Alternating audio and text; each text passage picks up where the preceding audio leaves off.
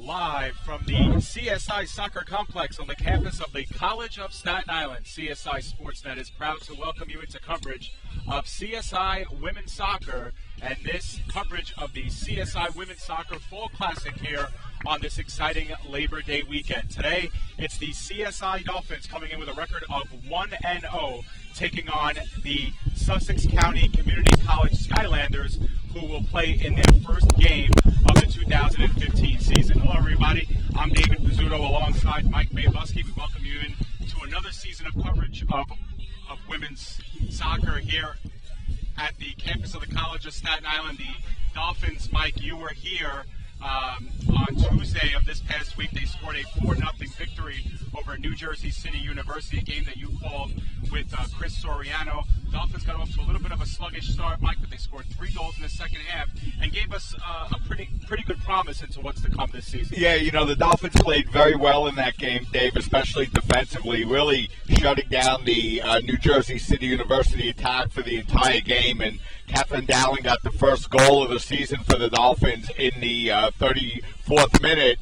And really a nice pass across the goal mouth from Sandra Karagazla, and that gave the Dolphins a 1-0 lead going into halftime. And then really the second half was a little bit of the Danielle Alexandrini show, Dave, as she picked up 2 goals and then assisted on Lauren Smith's first career goal as a College of Staten Island Dolphin. So a good all-around start for the Dolphins in that game, a good opening start, and they look to continue that here in this opening game of the 2015 Fall Classic. Yeah, Mike, and what might have made that season opening win that much more impressive was that the Dolphins were without one of their captains, Danielle Smith, who was the team leader in goals last season with 9. She is in uniform and will be in the starting lineup today, so that's great news for the CSI Dolphins. The Dolphins will still be without Adriana Perello, who's still on the shelf, but it's another game back for another one of their co-captains, number 11, Samantha Wisakowski, Mike, who lacked that pop and that explosiveness in that first game back. But you could tell, even in the second half of Tuesday's game, she was a little bit more active, was trusting herself a little bit more on the pitch, and the more action she sees, the better and better she's going to be. Yeah, you know, Dave, Sam's been practicing and playing really, you know, for a little bit of a while now here in 2015, and you know, she felt pretty good in practice and looked really good in practice, but of course it's a little bit different, Dave, when you start actually playing in some of these games. So a little bit of rust on Wisakowski, especially in the first half. But then you saw her come back in the final 15 minutes of the second half after sitting out for a few minutes, and it looked like she was playing a little bit better. And you could expect her to get sharper and sharper as she gets a little bit of the rust out from missing most of the 2014 season. Yeah, and the Dolphins will obviously have her in the lineup and have basically a complete team at their disposal, Mike, and that's important for a team like the Dolphins because they don't have an expansive roster. And when you're talking about, I mean, you know, the conditions are a little bit better here, but when you're talking about having to play 2 90-minute games in a span of 24 hours, you need all of your resources, and the Dolphins have everyone available with the exception of Perello here this weekend. Yeah, that's big for the Dolphins because they're going to go into the game this afternoon, and, you know, it's a hot, sunny day here. It's not excessively hot. It's not in the 90s like it has been, but the temperature is still pretty warm, and then tomorrow we expect another warm day as well. So, you know, a couple of things. A good opportunity for the Dolphins to continue to play themselves into playing shape as they get ready for the 2015 conference schedule, which really will get started before you know it. Absolutely, Mike. And, you know, the team that the Dolphins will face today is Sussex County Community College. Not a lot that we know about Sussex. They're obviously a community college 2-year program, so they're comprised of freshmen and sophomore talent as opposed to upperclassmen. But what we do know about them is that they're an upper-level Division I junior college, which means that they're used to playing a high-quality brand of soccer. They only have 13 players on their roster, so that's going to be a test for them on their endurance and their conditioning. But Giuseppe Panetti, head coach of the Dolphins, is expecting a good, spirited game between 2 like-minded teams. Yeah, you know, and if you're the Dolphins, you want to try to avoid any kind of overconfidence here. First of all, you've really never seen this team play before. And then the other thing is, Dave, that just because a team is a 2-year program doesn't necessarily mean that they're not, as you mentioned, a high-quality 2-year program, because there are a lot of 2-year programs that 4-year colleges use to feed into their program. and so you never know going into a game. You want to come out prepared to play your best soccer here for 90 minutes right out of the box. All right, and we'll obviously have to keep our eye out on what kind of a challenge Sussex County presents here in the first few minutes of the game, Mike. But the Dolphins are coming off of that 4-0 win over Jersey City. It was a confidence builder of a win for them, Mike, especially considering the fact that they had only managed a tie between themselves and the Gothic Knights through the last two meetings that they had last year and the year before. A pair 1-1 ties. So to go out there on opening day and make that 4-0 statement had to be a big positive for them. Yeah, and Dave, always in soccer, you always want to talk about the defense first. And the thing that you really liked about the Dolphin effort against New Jersey City University, they just allowed them 4 total shots in the game. And Christy Coangelo was only forced to make 2 saves in the net, and neither one of them were particularly challenging. So the Dolphins did a good job defensively for 90 minutes, never really allowing a very good opportunity here for New Jersey City University back on Tuesday afternoon. Yeah, and both teams are now getting set for lineups momentarily, so we'll let you know that we'll stay with you throughout the duration. We go commercial-free here on CSI Sports Native, of course, free of charge standard SD, and of course, for a little bit of a premium charge, we offer everything in HD quality as well. But we thank you for joining us and staying with us. We spoke about the Dolphins and how they'll be fully manned here today.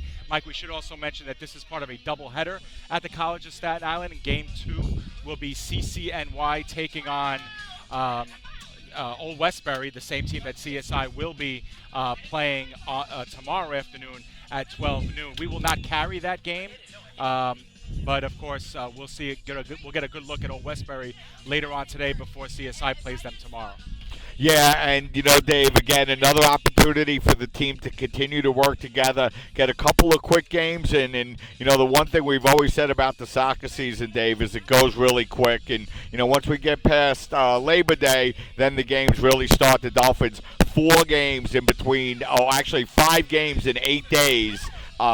Beginning on September 12th. So a lot of soccer packed into a very short period of time once the season and the conference schedule gets going. Yeah, and one of the things that we'll pay attention to throughout the afternoon as well is the weather effects on both of these teams. Mike, all things considered, they're getting a break from the weather that was this past week. In case you're unfamiliar with the New York area, temperatures in the mid-90s, sometimes with the humidity, felt like over 100.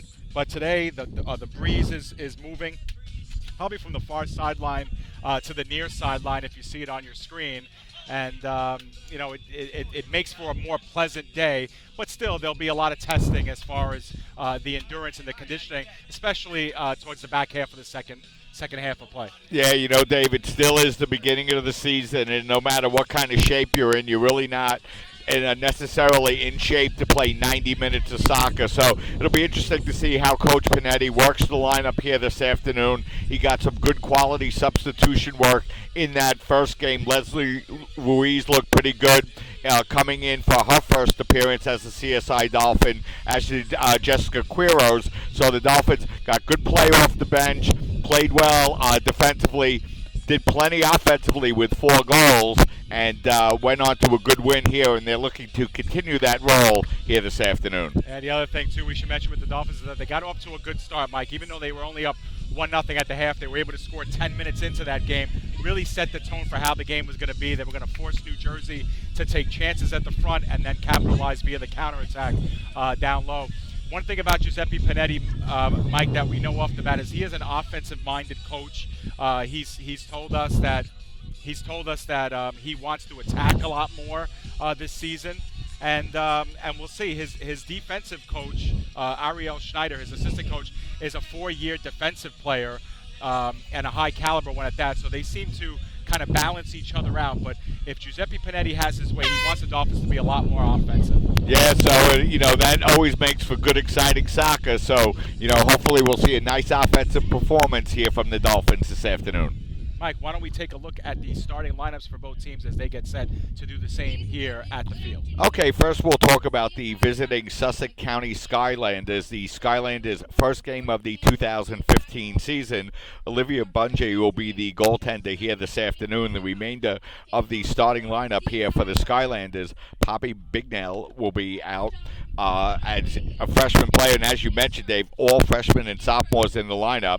Number 5 will be Brittany Campbell. Number 3 will be Skylar Clausen. Number 6 will be Miranda Hill. Number 13 will be Kirsten Missouri. Number 7 will be Rachel Meredith. Number 12 will be Phoebe Pierce. Number 14 will be Anna Powell. Number 15 will be Jillian Pullis. And number 9 will be Haley Saban.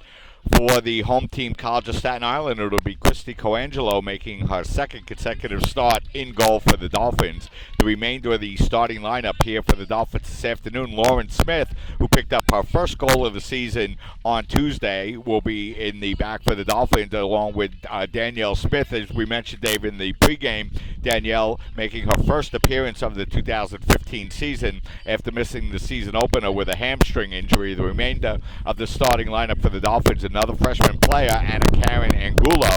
Number 10, Krista Procaccio. Number 11, Samantha Wizakowski.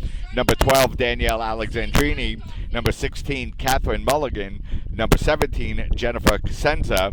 Number 22, Catherine Dowling. And number 25, Caitlin Russo. So, Dave, you know, we mentioned Dolphins coming in off of that big win, looking to make it 2 in a row here this afternoon. Yeah, and what's interesting about the College of Staten Island lineup, Mike, is that Shenda Karagosler and Stephanie Rivera, both coming off of the bench for CSI, both played well in their roles on Tuesday. But, you know, that I think what Giuseppe Panetti is doing with that is he's bringing speed coming off the bench. So you want to wear a team down the first, 15, 20 minutes of the game, and then come in and bring in some of your speedy players, to come in and take advantage of maybe some slower feet towards the back. So we'll see if it works out for the Dolphins to their advantage. Yeah, and the Dolphins looking to keep that offensive flow going. 4 goals in the first game, and 4 goals will win you almost any game that you play, Dave. So Dolphins looking for more of that action here this afternoon. And Danielle Alexandrini, who finished last year with 6 goals, 2 goals in the first game. So a nice start for Danielle. And, Danielle's been that kind of player, Dave, throughout her career where you always felt she was just a step away from really getting up to the next level. So hopefully, if you're a CSI Dolphin fan, just the beginning of what you're going to get offensively from Danielle here in 2015. Mike, they're going to break on the field for the national anthem, and we will do the same.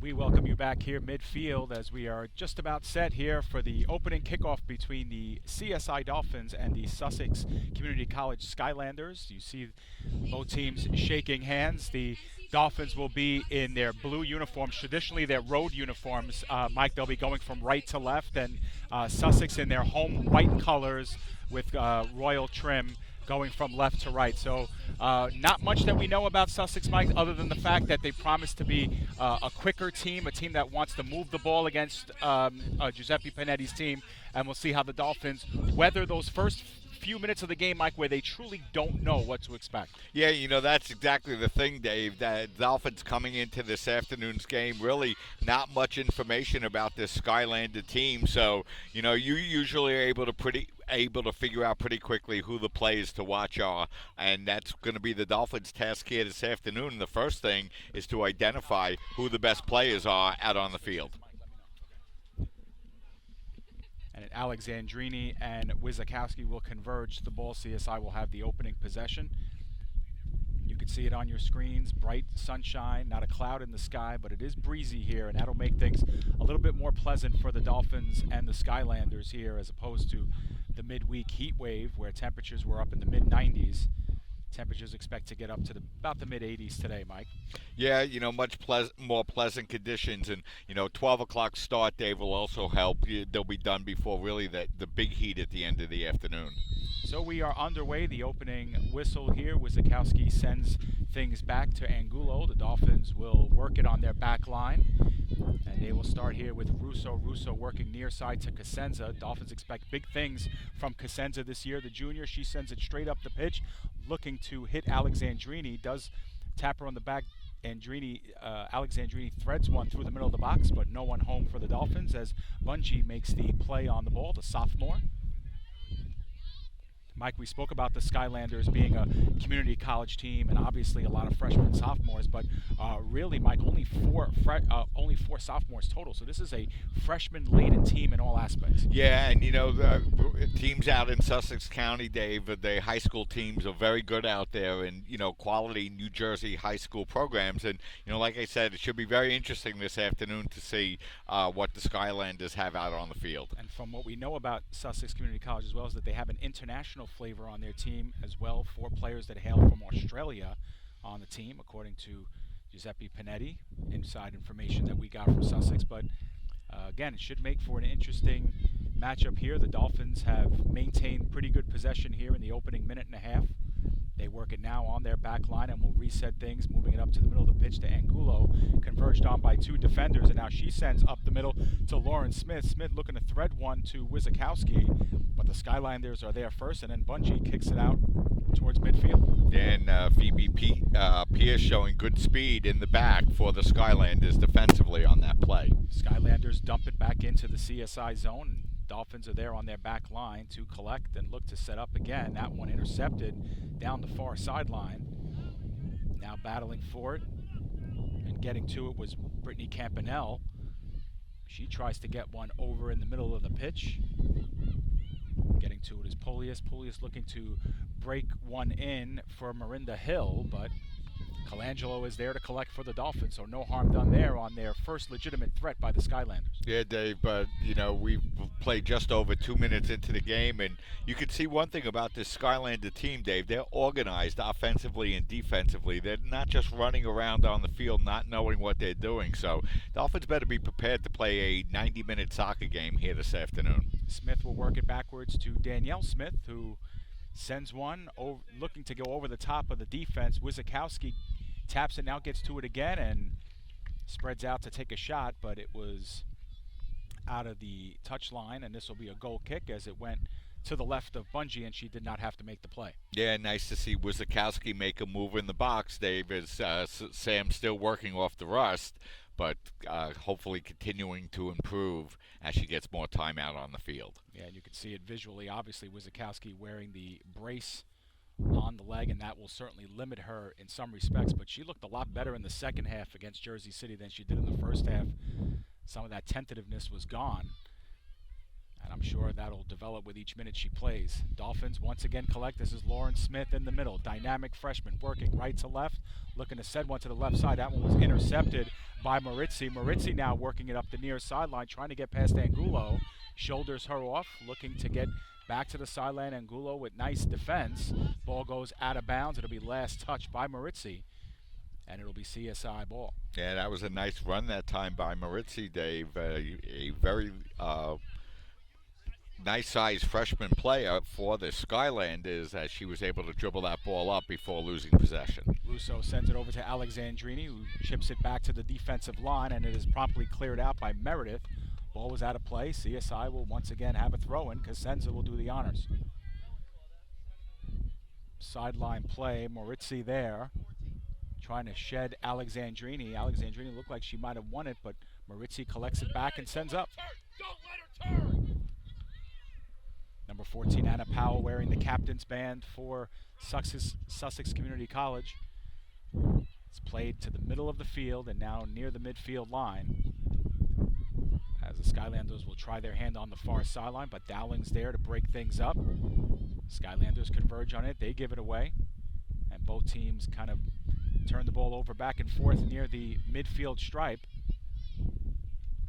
And the Skylanders will come up with it looking towards the far sideline, but the pass too strong, intended for Skylar Clausen. Yeah, so Dave, as we reach about 5 minutes here into the first half, a pretty even 5 minutes for both teams. 0-0 is our score, as Mike said, 5 minutes into the first half. That one over the head of Caitlin Russo. She has to go back, double back, and collect, and promptly has to clear it out as she had two Skylanders coming in on her hard. And it'll be Moritzi to take the throw-in. Near side, she's able to get it over to Powell. Powell chests it down and plays it near the corner flag, but that's too strong. Intended for Hill. The Dolphins will have themselves a goal kick. Yeah, but once again, Dave, a nice looking offensive play that time by the Skylanders. The pass into the near corner a little bit too hard, but a good idea that time by the Skylanders. Should mention that the CSI men's team will be in action later on this afternoon, 4 o'clock. They will be at the Drew University Fall Classic, taking on the College of New Jersey. The CSI men getting off to an 0-1 start. They gave up 2 first-half goals against Purchase College. Tried in vain to come back, Mike. They outshot Purchase 20-9 in that game, but they were on the losing end of a 2-1 game. Yeah, Dolphins played really well in that game, Dave. Probably had the edge in play out on the field, but Dolphins fell behind, as you mentioned, early in that one, 2-0. And now racing it onside. Oh, at least at the beginning was Alexandrini, and a late offside flag jumping up. And the first offside whistle. Mike, I thought Alexandrini might have had a half a step to a step off, but that flag went up awfully late. Yeah, it did go up late, Dave, but it was the correct call. I agree with you. So a late call by the linesman, but a good one. Bungie will come all the way out of goal to take this free kick, which is sent right down the heart of the pitch. Dolphins are there at first, still looking to collect and bring it down. Angulo gets the touch. Almost a turnover there to Campanelle, and she's going to get whistled for a foul, as the Dolphins will get their first free kick. 7 minutes in, no score. Skylanders in their home white jerseys here on CSI's field. The Dolphins are in the visiting blue, going from right to left. And, you know, Dave, you brought up the men's team before, and, you know, they really did play a very strong game. A lot of freshman talent on this team, and the Dolphins really played very well against a tough Purchase team, and a lot of exciting things in store for the men's soccer team, I think, here in 2015. Now the Dolphins may be onside here as Wizakowski's in a foot race with Pierce. Pierce is able to shed her off of the ball, now looking to work it near sideline, and she does spill it out of bounds. But a nice healthy run that time by Samantha Wizakowski. Yeah, Wizakowski with a long run on that play, and the Dolphins end up with a throw-in deep in Skylander territory. Skylanders actually had the throw-in, so that was last touch off of the leg of Wizakowski, but no matter, the Dolphins get it back. Cosenza gives it away, and in the middle of the field, here come the Skylanders back up, looking to pace themselves up the field. Campanelle with a touch over to the midfield line. Still with it and looking to make the play was Bignell, but she shed it off the ball, and the Dolphins will collect far sideline. This is Catherine Dowling. Her pass too strong, and it's spilled out of bounds by Pierce. And we're going to have a whistle, Mike, as down on the play was Poppy Bignell, the freshman, on the CSI end of the field, and that'll prompt CSI athletic trainer Joe Abruzzo to come onto the pitch. And Dave, as you mentioned, only 2 substitutions available for the Skylanders here this afternoon, but good news is that Bignell back up on her feet and looks to be okay. Yeah, but she will have to come off of the field, Mike, because there was time whistled. She'll have to get the referee's attention to get back on. So for a few moments anyway, the Skylanders will play a man down. And it looks like the Skylanders will put in a sub. It'll be number 4, Jillian Pellinger. So Pellinger going right into the game without checking in, but she'll be out on the field for the Skylanders. Community College will have to be reminded of that rule, but they just spill players in from their bench that time. But Pellinger is the new player. And remember, Mike, that NCAA rules anyway say that you cannot re-enter in the first half. So it'll be interesting to see with the Dolphins playing a community college team if that has been gone over by the referees, or if that's something that they're going to allow to happen later on. Yeah, but concern for the Dolphins now is that they, pick up the intensity level a little bit here in the first half. They've played well, but you have to say the Skylanders have played very well here through the first 9 minutes. No score, first 9 minutes. The Dolphins have the only shot in the game. It was one that went wide by Wizakowski, and now Rousseau tries to put one over the defensive line, and now it's won by Dowling. Dowling looking middle of the field, nobody there for the Dolphins, as Phoebe Pierce was the first one there, but now she's worked off the ball, and now the ball ping-pongs around. Pierce is able to get to it and spills it out towards the far side of the field. Skylanders looking to dribble up the field with it. They get intercepted momentarily, and now once again a 50-50 ball won by the Dolphins and sent up over the defensive line. Looks like it'll be onside, and it's Wizakowski with it. She puts it over the goalkeeper's head and in for the score. The Dolphins lead 1-0 on Danielle Smith with the assist on the first goal of the season for Samantha Wizakowski. 9 minutes and 43 seconds in, Mike. The Dolphins have themselves a 1-0. Yeah, it was a beautiful play, and the Dolphins really came in basically on a 2-on-0, so, not much chance for the goaltender on that play, Dave, as Bungie was left all alone, but, it's got to feel good that a long road back, Dave, a long road to recovery, come out and get your first goal of the season. It's got to feel absolutely great for Samantha Wizakowski. And let's not forget the assist on the play by Danielle Smith. She was able to find Wizakowski onside on that play for her first assist in her first game of the season.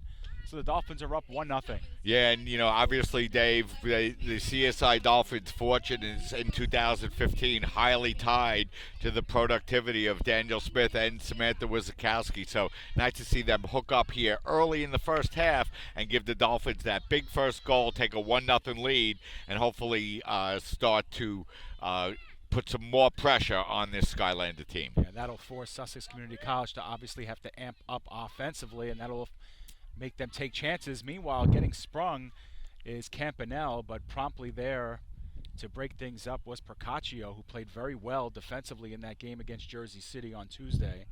Procaccio was able to catch up to that one and spill it out of bounds. Throw in by Maritzi. Yeah, the Skylanders have been able to get into Dolphin territory, but not really able to get much on goal. That shot rolled onto goal, but not much of a test that time for Coangelo, and that might be her third save of the season. Yeah, that was a two-hopper that came in on Colangelo, but as Clausen tried to get a hold of that one, wasn't counted as a shot, Mike. Should have been. Meanwhile, we have Powell.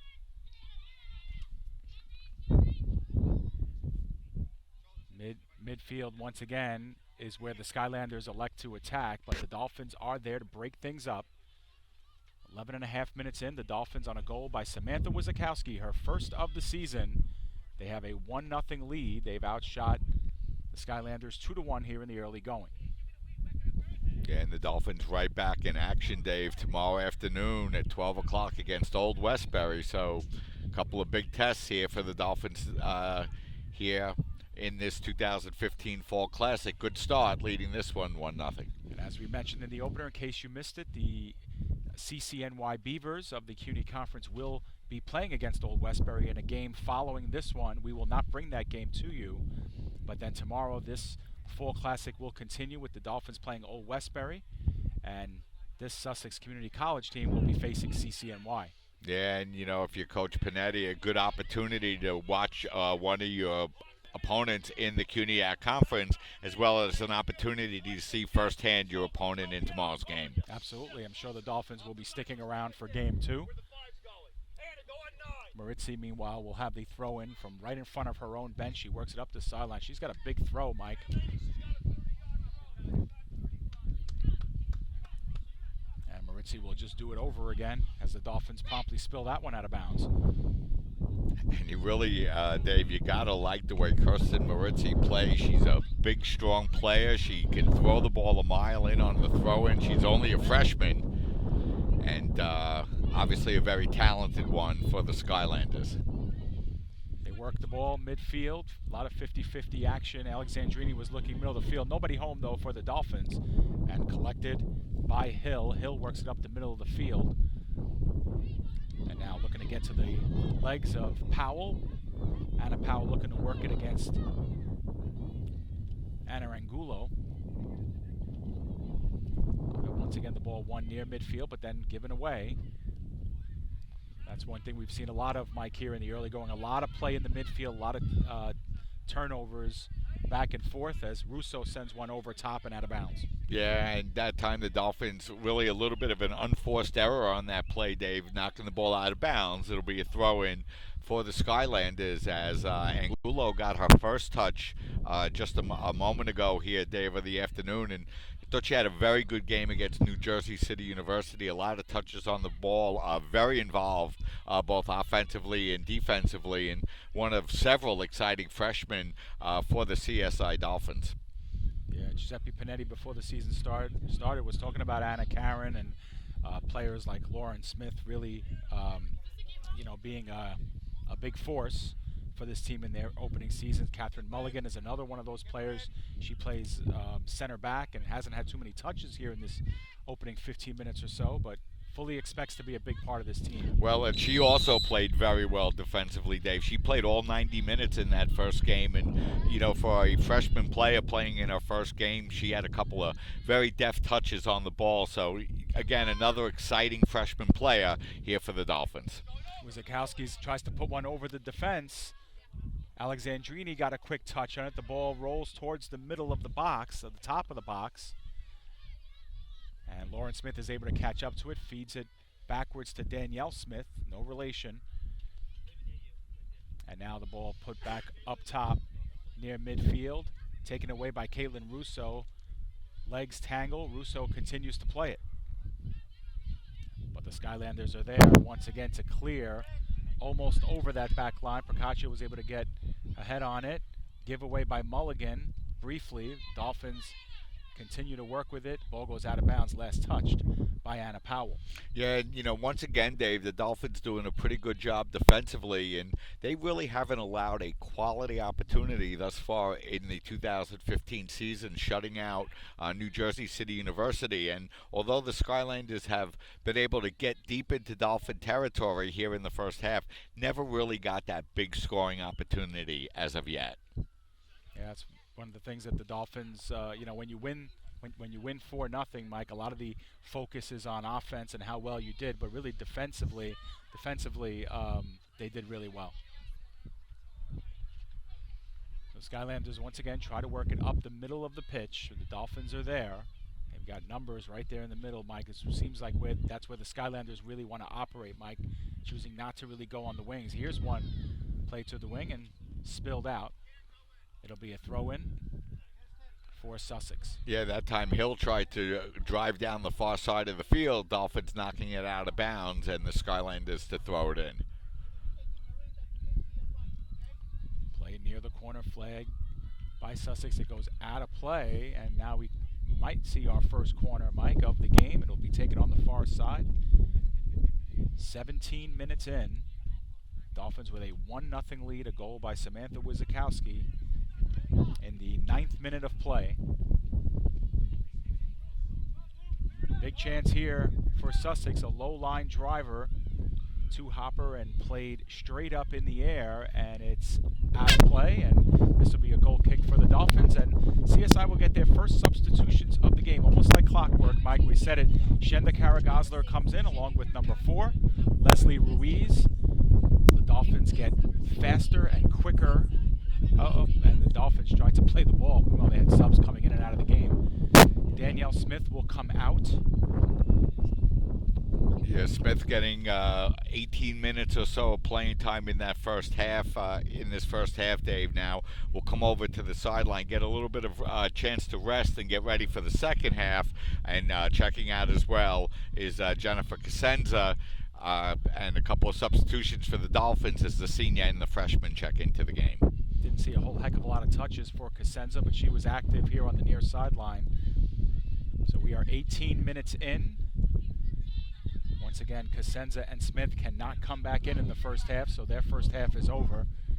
Caitlin Russo sends one down the sideline. Dowling will repeat it over to Alexandrini, sidesteps one defender, now plays it to the side of the box across, and there to make the play is Bungie, the sophomore goalkeeper, able to intercept the would-be cross, and some damage averted there for the Skylanders. Yeah, and that was a beautiful move that time by Alexandrini, Dave, actually dribbling the ball over the defender's head, getting behind her, and getting a good opportunity for the Dolphins. Once again, the ball skips towards the CSI back line. They send it up front. Alexandrini had a quick touch on it. Phoebe Pierce is there. She plays it back to Bungie. And she goes back up the top of the field. Angulo had the first touch. The Skylanders looking to turn towards goal. Sabian trying to play it up the field, but once again, the CSI back line is there. Percaccio sending it straight up to Angulo. Angulo looks right, now decides to go the other way. Broken up by the Skylanders. Loose ball collected by Lauren Smith. Lauren Smith feeding it up the middle, but offsides was Samantha Wizakowski. Yeah, Wizakowski did a nice job of holding her position almost till the last minute, Dave, but then the pass a little bit lagging. Wizakowski took a step or two up, and that was just enough to draw her offsides. Officially in the 20th minute here of the first half, the Dolphins lead 1-0. They've outshot the Skylanders 2-1. But the only shot on goal was the goal by Wizakowski in the 9th minute. Bungie sends it once again right up the middle of the pitch, played back towards the midfield line. The Skylanders working almost exclusively down the middle of the field. But Lauren Smith is there for the Dolphins to now work it CSI's way. They go far sideline. Kara Gosler trying to work it in the middle to Wizakowski. Give and go there. Wizakowski looking to shoulder Meredith off the ball. Now they work it inside. Kara Gosler trying to catch up to it, but it's spilled out by Pierce.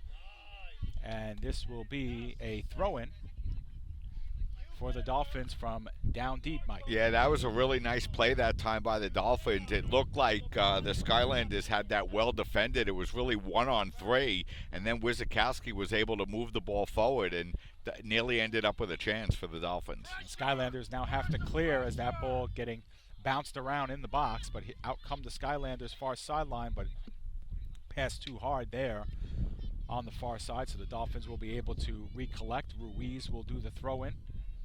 Tried to get it over to Lauren Smith. She gets tangled up with Maritzi, and CSI sprung out, but it goes out of play. Last touch by Kara Gosler. So the Skylanders will have the throw. Yeah, Dolphins looking to attack on the far side that time, but the pass just a little bit too far out in front, and that will end up with a throw-in for the Skylanders. Dolphins have been dominating possession over these last couple of minutes. The Skylanders really haven't had any possession in CSI's end in quite some time. And now here's one sent middle of the field. Alexandrini looking to go one-on-one with the defender. Puts one over top and just wide over Bungie. But a nice job by Alexandrini to get to that ball, Mike, and then able to get enough of a foot on it to send it towards goal. Yeah, you know, Alexandrini really looking good here in the start of this 2015 season. That was another nice move that time by Danielle, as Stephanie Rivera will check into the game for the Dolphins, and she will replace Anna Karen Angulo. But, you know, once again, Dave, a beautiful move that time by Alexandrini, just not able to finish it, but once again, a nice offensive move. Yeah, pretty interesting with Danielle Alexandrini, because she started the game against New Jersey City playing defense, Mike, on the back line, and then, of course, ends up scoring the 2 goals when she's moved up top, and that's where she stayed so far. Yeah, and you know, you can really see that she's looking very sharp offensively, and Danielle's always had the speed, and now putting a little bit more into the game is coming in and tying the game up, or knocking it just wide, I should say, Dave, are the Skylanders. So that was a very good opportunity that time for Sussex County. Yeah, Brittany Campanelle was given a ball that floated over up over the defensive line, and she was locked shoulder to shoulder with the CSI defenders. Was able to put one towards goal right near the top of the box, and it goes just over the crossbar and out. But that was a very, very good attempt there by Campanelle, and it very nearly tied the game. So Dowling sends one straight up the pitch. This is Alexandrini looking for help. Gets it to Wizakowski. A beautifully timed run and a great pass to Alexandrini. With speed, one-on-one. Bungie gets a little bit of a shoulder on it. The rebound comes down to Dowling. She can't collect in time to take a shot. And finally, Sussex Community College clears. But another golden opportunity for Danielle Alexandrini. Nice play by Phoebe Pierce to catch up to the play, Mike, and disrupt the shot. But the Dolphins missed a golden opportunity to double up their advantage. Yeah, they did, Dave. That time Alexandrini just probably took one touch too many, got herself a little bit too close to the goaltender, and a nice play defensively that time by the Skylanders. And then the ball came down to Catherine Dowling, who also had a little bit of an opportunity and couldn't get the ball on goal. So big opportunity for the Dolphins is they're able to get behind the Skylander defense once again, but that time not able to finish. And that was a nice pass, too, by Wizakowski, and perfectly in stride with Alexandrini, who beat the defensive line. Dolphins have the throw-in, a missed touch there by Danielle, and the ball will go out of play. We have 21 minutes remaining in the first half. The Dolphins lead 1-0. Yeah, very entertaining first half so far, Dave. Sabian controls, and she loses the ball, and skipping over it was Moritzi, but she recollects, now looking near sideline. Pass intended for Hill, and it's too strong, and it's Dolphins watch it go out past the line. They'll have themselves a throw-in deep in their end. Yeah, but once again, that was a beautiful ball by Moritzi, Dave. It was a long pass from the middle of the field down the near sideline, and just the wind got it and just rolled it out of bounds. But another nice play that time by the Skylanders. Powell got herself a touch that she moves into the box, but Colangelo is there to collect it and punt it out. Skylanders drop it right back into the CSI defensive line, and they sky it all the way up in the air. Danielle Alexandrini, 1 against 2 on that back line, is able to shoulder off Pellinger, and now taking a shot was Alexandrini well wide of the net. Did not, was never in danger of beating Bungie, and she watches it go out of bounds. Yeah, that time Alexandrini was able to run onto the ball, but she's had a couple of long sprints, Dave, in the last couple of minutes, and a little bit slower onto that ball. But good offensive effort once again for the Dolphins as they look to try to get that big second goal. Still very close, 1-0 Dolphins lead. Right now, nobody warming up for CSI to come into the game, so for now anyway, the Dolphins lineup is set for the first half. They've moved 3 substitutions in, and the ball being played up the middle and spilled out of bounds. Skylanders will redo it.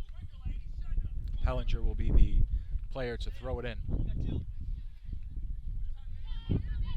Pulias with one of her rare touches in this first half, working one-on-one against Dowling. Now Powell collects, working it once again towards the middle of Campanelle. Campanelle was looking to go to the left, broken up at first. The Skylanders have to recollect, send it straight up the middle of the pitch. 50-50 ball. Kicked along to the sideline and collected by Hill, and now they send back up the pitch. And it'll be a throw-in for Sussex right at midfield. Yeah, Skylanders doing a good job in midfield here over the last minute or two, starting to control the midfield, but they're also pushing up, Dave, and leaving some room in the back for the Dolphins to attack. Yeah, probably the longest sustained time in the Dolphins zone here over these last couple of minutes. Far sideline now, Clausen looking to work against Ruiz, but Ruiz catches up to it and kicks one off of Clausen. It actually stayed in play, but at the top, and now a driving shot, hits the crossbar and in. Haley Sabian, I believe, was the player to touch it and put it in, and wow, what a shot With exactly 18 minutes to go in the first half, Sussex Community College ties the game at 1. Yeah, and that was a beautiful shot that time by the freshman, Dave, and got it right underneath the crossbar and over Coangelo to tie the game up. And, just sitting watching the game here, Dave, you really can't say that's been a shock. The Skylanders have played very well. They've been able to penetrate the Dolphin defense a couple of times. And, over the last couple of minutes, they really started to control things offensively and get rewarded with a beautiful goal that time to tie the game up at 1. Yeah, that time, once again, sustained pressure. And you think to that play, Mike, at the sideline where Clausen was going toe-to-toe with Ruiz, and Ruiz tried to actually put it out of bounds. It ended up hitting Clausen and staying in, and then, the ball was kind of ping-ponging around, and it found the boot of Sabian, who was able to send it on goal and just perfectly placed one, tucked it right underneath the goalpost or the crossbar, and in. Yeah, and Dave, watching this Skylander team play, we've seen a series of very good-looking passes, some very good defensive play for them as well. So, it's clear that they didn't come all the way to Staten Island to just come and lose a game. They're here to be very competitive, and the game is tied at 1, and it's been really a fairly even game. Now the clock is stopped with 16:52 to go in the first half, as we have another Sussex Community College player down, and who will need some attention. Yeah, it looks like she might have gotten cut, Dave, on the play. So, training staff going out, and obviously they're going to have to help her off the field as she's a little shaken up on the play. So the Skylanders, who already have one player on the bench with an ice pack on her knee and only came with 2 substitutions, is coming off the field for the Skylanders is going to be Rachel Meredith, as she is shaken up on the play, but hopefully she is up under her own power and will be okay. I don't know if she will come out of the game. I mean, she'll definitely have to come to the sideline, and it'll be number 8, Evelyn Corsale, coming into the game to replace Meredith, but that is it for substitutions as far as Sussex Community College goes. So they came with 13, and now all 13 have been in the game, and there'll be a little bit of a timeout here as the head official will talk to the head coach, Juan Flores, for Sussex Community College, who tied this game up 1 minute and 8 seconds ago on a beautiful goal by number 9, Haley Sabian. Direct shot on goal. That was an unassisted goal too, Mike, as the ball bounced off of the CSI defender onto the waiting foot of Sabian. So Sabian, unassisted in the 27th minute, has tied the game at 1 with 16:52 remaining first half. We've had an injury timeout here, and the ball will be put back, and CSI will have possession via the throw. And Dave, it is an unassisted goal officially, but it was a good offensive play, as you mentioned, that kept the ball alive and allowed that goal to be scored. And CSI hasn't really had a lot of sustained pressure. They've had a couple of long runs, through ball to Alexandrini, the most notable, but they haven't really had a lot of possession on their feet, Mike, in these last 5-10 minutes or so. They really haven't, Dave. And one of the other things that jumps out at you, and this has kind of been something that we've seen throughout the years with the CSI Dolphins, is that even though the Dolphins are playing a 2-year squad that's all freshmen and sophomores, they're clearly the physically bigger team out on the field here this afternoon. And Sussex has proven that they'll play physical. That's never been one of CSI's strengths, although they've gotten bigger, stronger, and they want to play a more physical and aggressive game under head coach Giuseppe Panetti. So the ball drips over to the middle of the field, a giveaway there near midfield. Sussex able to control once more, given away again, sent up near the top. One-on-one ball won by Meredith Hill. She's able, Marinda Hill. She's able to put one near the CSI defensive line. Sabian, the goal scorer, sidesteps to the right, tries to put one in through the middle, broken up by the Dolphins. Alexandrini, one touch over to Dowling. Dowling saving it from going out of bounds, stays with it. Battle with Sabian there. Sabian continues to control, sends it up towards the middle. 50-50 ball there, won by Rivera, her first touch of the first half. Dowling controls. She's got space to maneuver. Tries to thread one through the middle, but Bungie's there at the top of the box. Makes the play. Yeah, and just to look at the way the half has turned a little bit, Dave, over the last few minutes, as the Dolphins were looking to break out on the play. One Dolphin out at midfield against four Skylander defenders, as the Skylanders putting pressure on, even though they had four players back in midfield.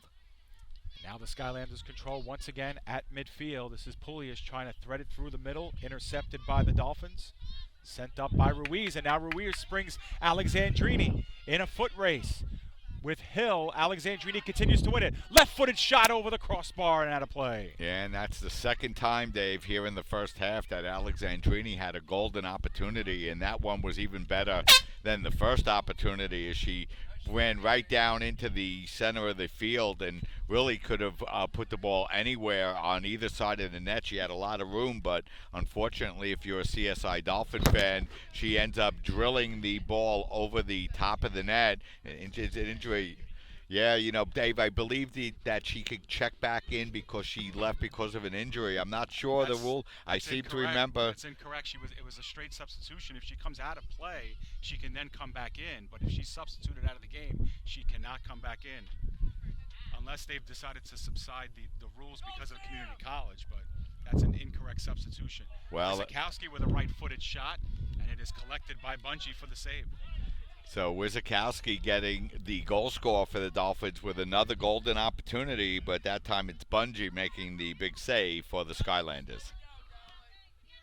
So now on the near side, Marinda Hill controls, try to get it over to Meredith. Meredith losing it to Rivera. Now Rivera, 1 against 2 on the defense, goes right side, tried to thread one through the middle, and it's blocked off of a defender. Phoebe Pierce has control. She moves it over midfield, back line, dumped it right back onto the Skylanders' back line. No one home for the Dolphins. And there to collect is Maritzi. Maritzi looking to work it up near side sideline. Caitlin Russo's there for the Dolphins. Middle of the field touch over to Alexandrini. Hops over a defender, and here comes Alexandrini. Down the left side, we'll have a clear attempt at goal! And she puts one in on the corner against Bungie. And the Dolphins have themselves a 2-1 lead. Well, that's the third time in this first half, Dave, that Alexandrini's had a chance to essentially break in against Bungie. The first 2 times she wasn't able to finish, but that time she made no mistake about it, rolling the ball into the net. A big goal that time for the Dolphins as they take a 2-1 lead on Alexandrini's third goal here in this 2015 season. So at 32-16 into the first half, the Dolphins have scored their second goal on the assist by Caitlin Russo. It is Danielle Alexandrini with her third of the season. By number 12, Danielle Alexandrini, assisted by number 25, Caitlin Russo. Far sideline now. The throw-in will belong to the Skylanders. 12:25 remaining in the first half. The CSI Dolphins lead 2-1 over Sussex Community College, their second lead of the game. Yeah, so Alexandrini and Wizakowski with the goals here in the first half for the Dolphins as they retake a 2-1 lead here this afternoon. And Mike, we talk a little bit about physical play and how sometimes CSI lacks it. That was a nice physical play by Alexandrini to kind of muscle into the box, muscle off a defender, number 6, Marinda Hill, to kind of clear space for herself, and they was able to tuck one in on the far side. Low corner against Bungie. So a real nice play by Alexandrini and a real physical play as well. Yeah, it really was, Dave. And, you really got to love the way Alexandrini is playing here so far this season. Karagazla almost got through on the defense. Now has to hold things up. Top corner of the box. She shouldered off of the ball. Nice defensive play there by the Skylanders on the far side to interrupt that scoring chance. Meanwhile, this is Wizakowski who's able to win the ball away and find Karagazla on the sideline. Karagazza looking to find some space, but the ball played out of play, and this will be a goal kick.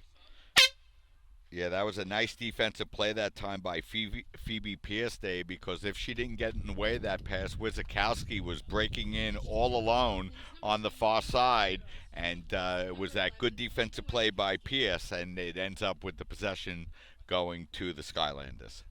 Quiros comes in for the Dolphins, number 20. She will replace Wizakowski.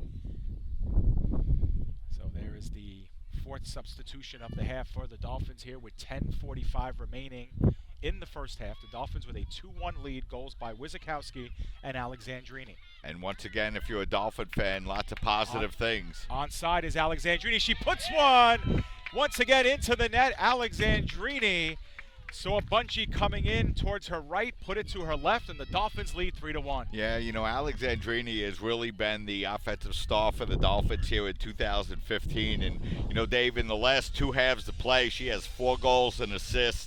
And she's also had many opportunities. So she's really turning into a very complete player. And really, so far this season, been the offensive force for the Dolphins. We mentioned, Dave, coming into the game, 6 goals in 2014 for Alexandrini. She already has 4 in a game and a half. Yeah, so Alexandrini with the go-ahead goal, and then the one that puts them up by 2, 3-1. Catherine Dowling will get the assist for the Dolphins as they now have a 2-goal lead here in the first half, their first 2-goal lead of the afternoon on goals 2 minutes apart by Danielle Alexandrini. Yeah, so now Dowling gets her first assist of the year to go along with the goal. So good play by the Dolphins as they now lead by a score 3-1 here as we get into the final 9.5 minutes of the first half.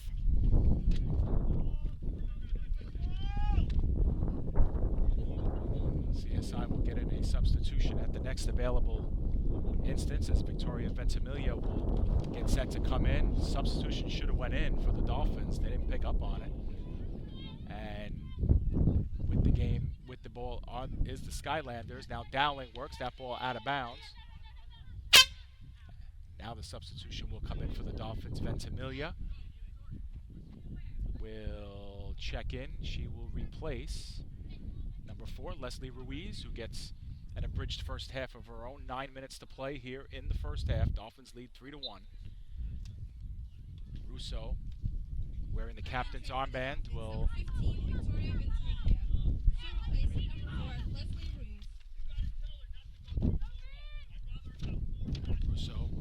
throw it in, looking sideline to Alexandrini. Sidesteps past Pellinger. Now working in towards the left side of the goal box, looking to cross one in low. Defenders are there, and they spill the ball out. And Dolphins will have a throw-in deep inside of Skylanders territory. Mike, it's been a game of momentum. The Dolphins had it in the beginning minutes, and then Skylanders kind of amped up the offensive pressure. Were able to tie the game in the 27th minute, but since then, all Dolphins. Yeah, it really has been, and it's been a lot of all Danielle Alexandrini as well, Dave. She's really running all over the field here in the first half, showing tremendous energy for the Dolphins, and the Dolphins well rewarded for it as they now lead 3-1. Dowling tried to cut in with one for the Dolphins. It was broken up by the Skylanders, and now they look to work it up the middle of the field. Broken up by Ventimiglia. Both teams trade possession in the midfield. Coming upon 7.5 to play in the first half. Yeah, Dave, and as we look across the field here, we see the men's soccer team out watching the game as they get ready to head to Madison, New Jersey, as they will face New Jersey City University in the Drew Classic. Here's another long threading through ball. This time it's to Dowling. Dowling turned towards goal and kind of shanks it with that left foot as she had the defender bearing down on her. CSI's 10th shot of the half. Dowling slow to get up, but she does. And with 7:15 to go, Dolphins with a 3-1 lead, and Skylanders escape another good offensive chance by the Dolphins. Yeah, that ball just kept bending a little bit wider than Dowling could get to, and then Hill was able to come over and make a sliding play as Dowling knocked the ball out of bounds. So it'll be a goal kick here for the Skylanders as we're now inside of 7 minutes to go in the first half. Both of these teams will be back in action tomorrow here at CSI. The Dolphins 12 noon against SUNY Old Westbury, and Sussex will play at 10 a.m. against CCNY. The weather's been good, but of course fitness and conditioning will play a factor as both teams very thin as far as numbers are concerned. So as the minutes wear on, it'll be interesting to see who comes in and out for the Dolphins. Quiroz had a nice first touch, top of the box, taken off of the ball by the defense. Here come the Skylanders racing out with it. Loose ball collected by Rivera, who can't get it past the defensive line. Skylanders work it up the middle of the field, but there's Catherine Mulligan, who's been very quiet today on that back line for the Dolphins. Not too many touches, plays it over to Lauren Smith. Smith tries to put it up top sideline to Kara Gosler. Kara Gosler, the cross in the middle with Alexandrini bearing down, but a nice play by Bungie to get there first. Yeah, and she got there first, Dave, but it was only by a step or so. So once again, Alexandrini presenting herself into a very dangerous position. A nice play by Bungie to come out and make the play. 5.5 to play here, and now Lauren Smith gives one a goal from about 35, 40 yards away. Well wide. Bungie sees it out.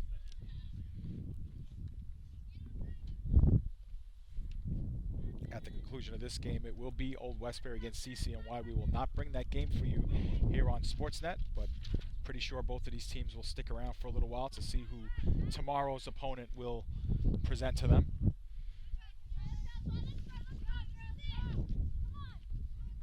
For Sussex Community College, this is their first game of the season. They had one scrimmage against Keystone College. Dolphins, Mike, have been very, very busy. They had 3 scrimmages. They had an alumni game. Of course, they played Jersey City on Tuesday. This is a team that's been playing a lot of soccer, Mike, even though it's very early in the season. Yeah, and, you know, Old Westbury should be a very good test for the Dolphins. Not that this one is over by any stretch yet, but Old Westbury beating the Dolphins 1-0 last year out at Old Westbury. And, you know, a very good middle-of-the-road non-conference opponent for the Dolphins, and really a good opportunity to see where they fit within the region in 2015. Yeah, and that's always the MO for this CSI team, Mike, is they're going to do well in the CUNY. There's a lot of teams that notoriously struggle within the conference. The Dolphins are always expected to be near the top of the table there. Brooklyn will present the big challenge, but it's really what you do outside of the conference that has really defined this team in years past, and one of those big tests will be Old Westbury.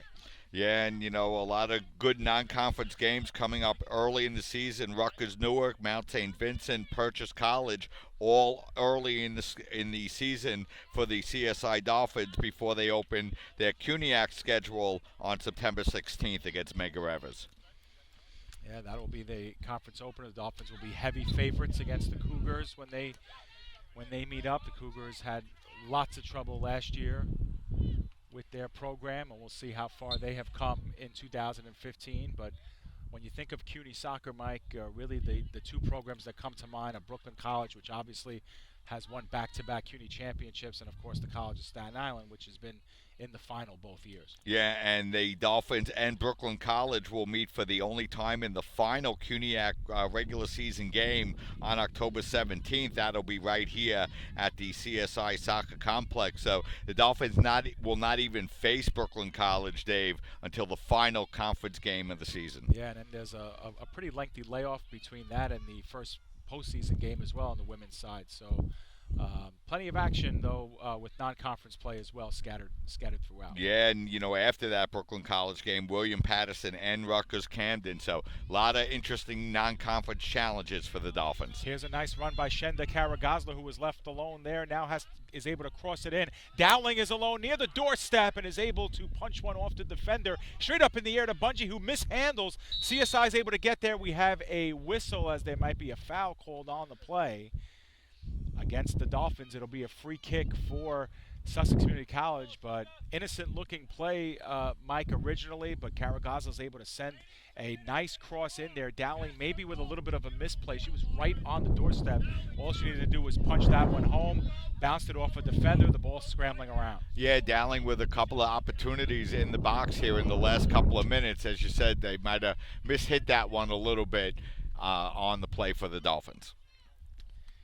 So we have just under 2 minutes to play in the first half. The Dolphins with a 12-3 edge in shots and a 3-1 edge on the scoreboard.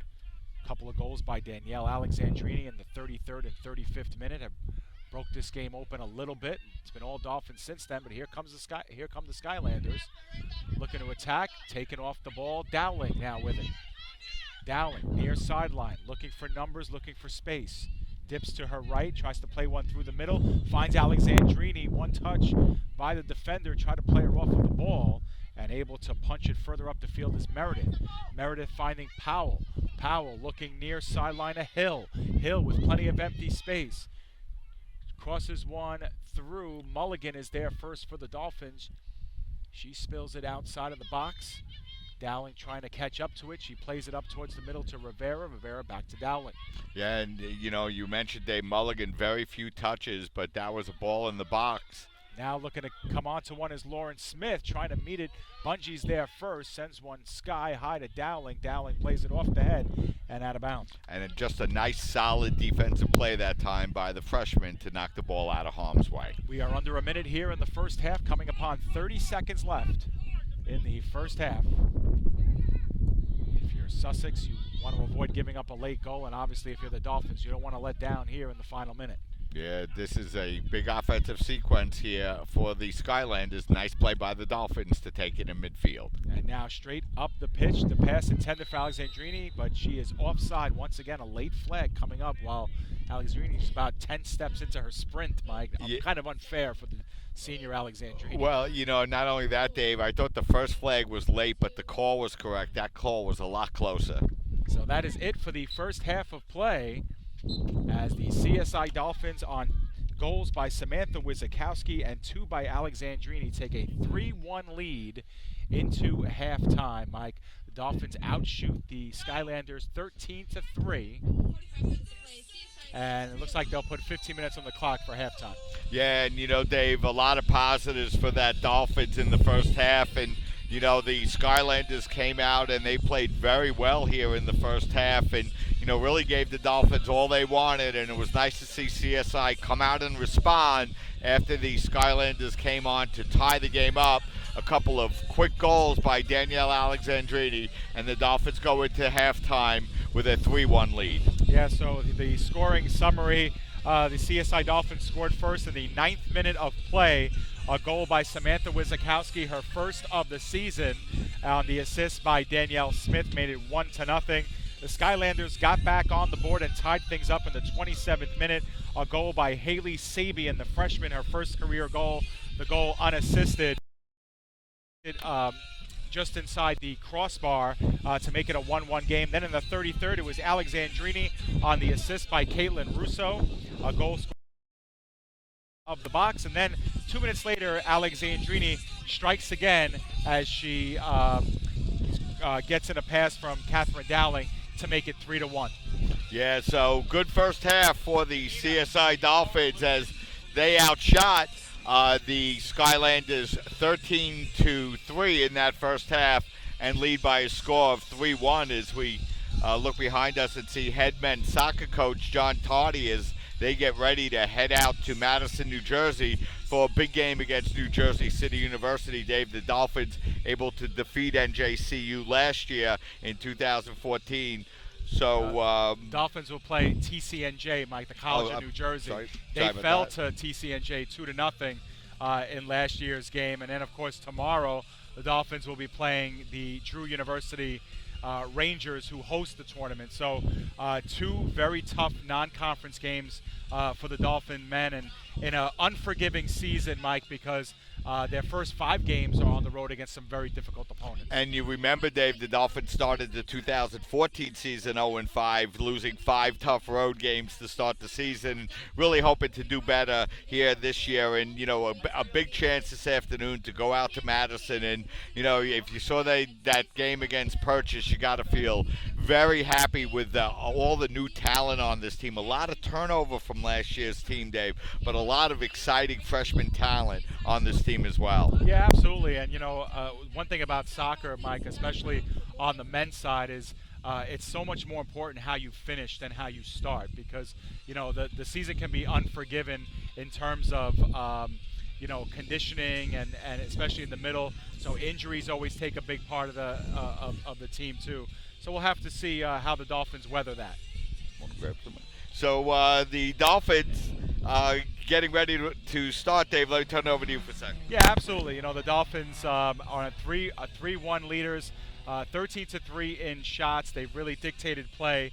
We're going to try and get one of the men's soccer players here in at halftime to talk a little bit about their challenges this weekend against the College of New Jersey and against Drew University. And of course, we might talk about that tough loss for them on Wednesday, a game where they outshot Purchase College 20-9. So once again, we are at halftime here. We are about 5 minutes into halftime with about 10 minutes before the start of the second half of the women's game. So looks like approaching our radio booth now is one of CSI's captains. He was a first-year player for the Dolphins last year on the back line, returns this year for a fully healthy 2015. Ruben Diaz joins us on the broadcast. Ruben, thanks for coming on. How are you? Thank you. Very good. You know, Ruben, you started your season midweek against Purchase a couple of days ago. A tough 2-1 loss.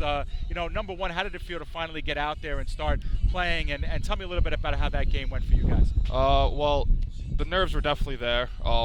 You know, first game of the season, under the lights, on the road.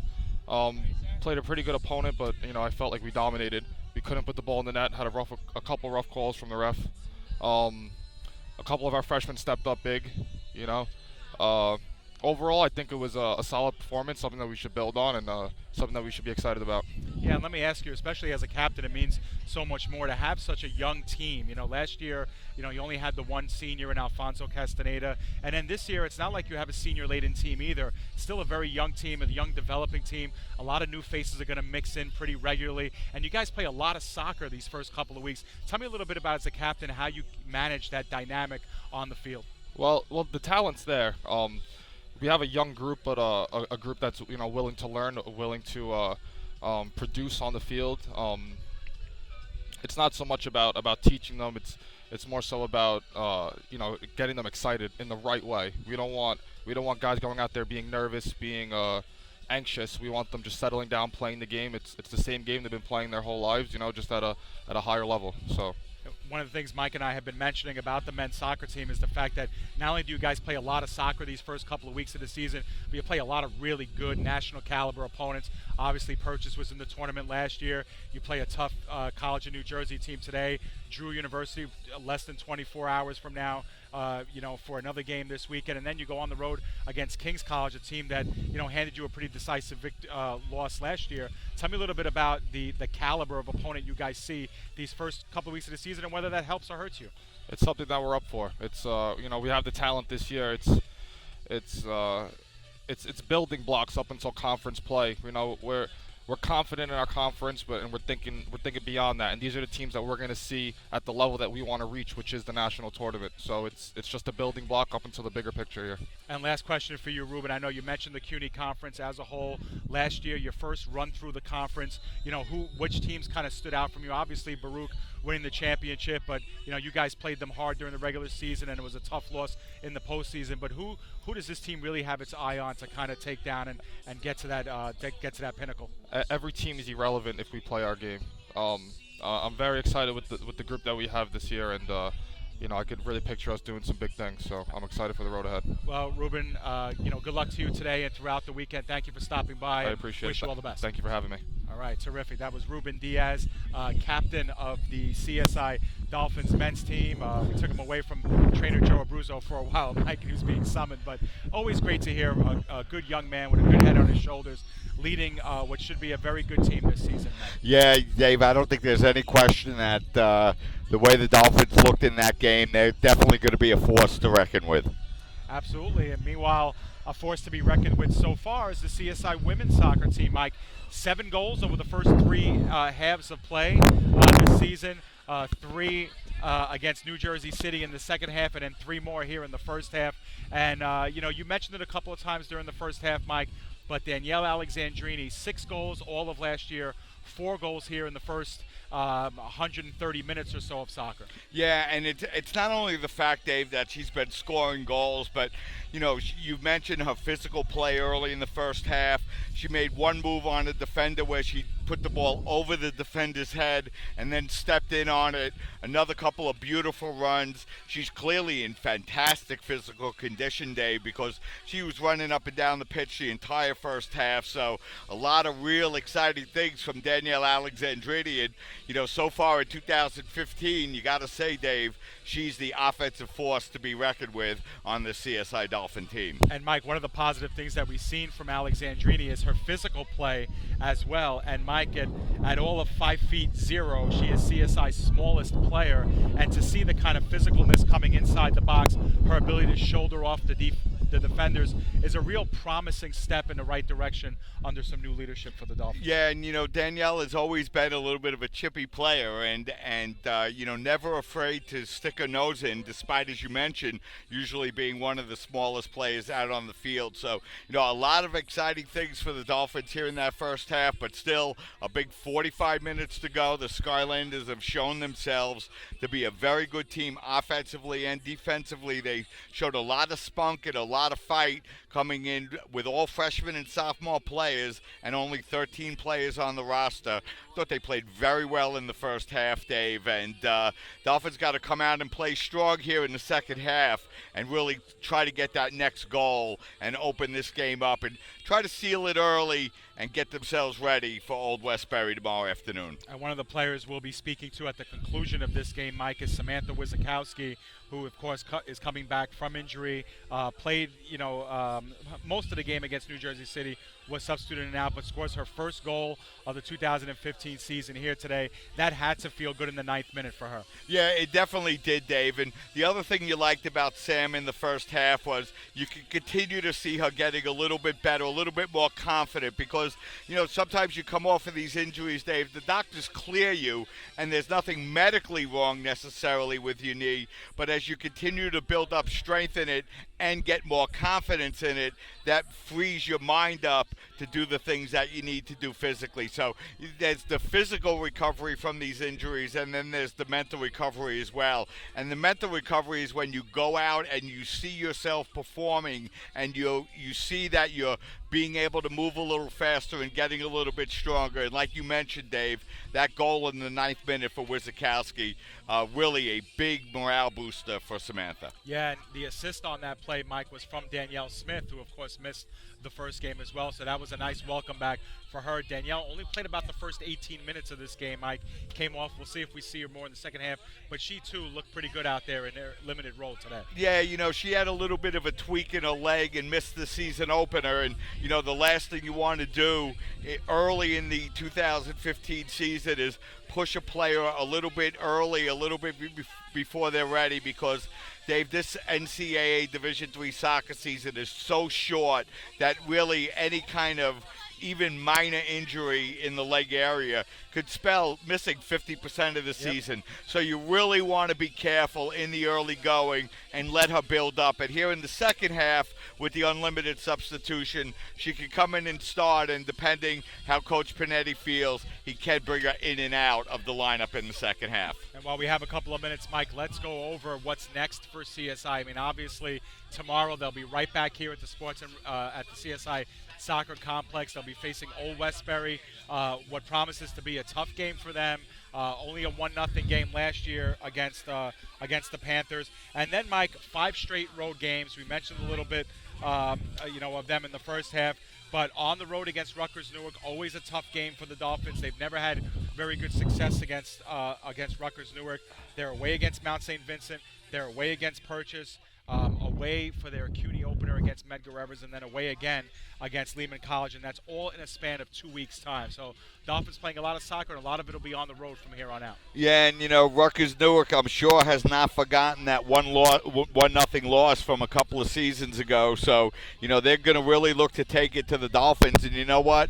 If you're Coach Panetti, that's absolutely what you want to see. Let's see what the Dolphins could do against one of the NJAC teams out in Jersey, in Rutgers Newark. And, that should be a very good test for the Dolphins, and that comes after that Old Westbury game. And, Mount St. Vincent, a team that came in and defeated the Dolphins here in 2014. Actually, our head coach was the coach of Mount St. Vincent at the time, and then out to Purchase. So, some good early chances for the Dolphins to see where they are. Yeah, and like Mike mentioned, more of a measuring stick against teams out of conference than really the teams in conference. You expect the Dolphins, for better or for worse this season, to be in the mix for a CUNY championship. 4 out of the 5 teams four of the teams make the postseason. 4 out of the 7 teams, and usually, Mike, the Dolphins have a pretty easy time getting one of those first 1, 2, or 3 seeds. In fact, they've never been lower than a 2 seed, in the conference all time. So definitely some big expectations for them this year in conference play. Yeah, and you know, Dave, not to take anything away from some of the teams within the conference that have been struggling a lot, but I'll tell you this Sussex County Community College team, Dave, other than Brooklyn and CSI, would be very, very competitive with all of the other teams within the CUNYAC Conference. We are at halftime here between CSI and Sussex Community College. It is 3-1 Staten Island. They scored a goal in the 9th minute. Sussex Community College tied it in minute number 27. And then 2 goals by Danielle Alexandrini 2 minutes apart in the 33rd and 35th, make it a 3-1 game. Mike, we spoke about what's next for CSI. Obviously, we talked about the conference schedule. We'll talk a little bit about what's next for CSI Sportsnet on Tuesday. The CSI women's volleyball team will be in action. They're going to be playing against Yeshiva University, 8 p.m. tip-off time there at the Sports and Recreation Center. That's the only game that we'll have on CSI Sportsnet next week. So we hope you'll join us inside this time at the Sports and Recreation Center. The CSI women's team, they're 0-1 this season, Mike, but they played a very, very strong Kane University team on Tuesday. They'll come back for their home opener, play Yeshiva, a team that they beat 3-0 last year, Mike, on opening day. Yeah, and Dave, as the Dolphins continue to build up the women's volleyball program, you knew that going into Union, New Jersey to face Kane was going to be a tall order for this Dolphin team. But, again, an opportunity to get experience, to play against a good NJAC team, to really be able to raise your expectations and see what it is to go up and step up and play on that level. And, that kind of experience only bodes well for the Dolphins as they get ready for their conference schedule to begin. Yeah, and they, too, are hoping for a big improvement this year under second-year head coach Juan Lopez. The Dolphins finished 11-14 last year, and, of course, are always looking for bigger and better things with each season, and we feel comfortable saying that they will deliver on that as well. Mike, the other thing we should mention, too, is that the CSI men's and women's cross-country teams officially kick off their seasons this weekend. On Sunday, they'll be at Van Cortlandt Park, taking part in the Baruch College Invitational.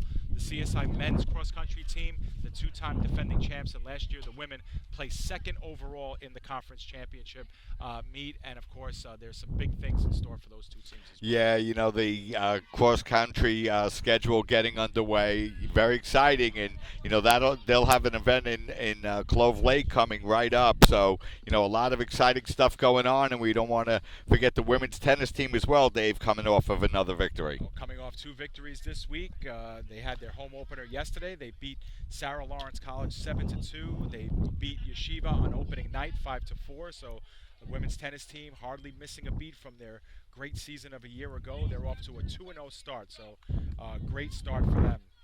And Mike, that'll lead us right into the second half here.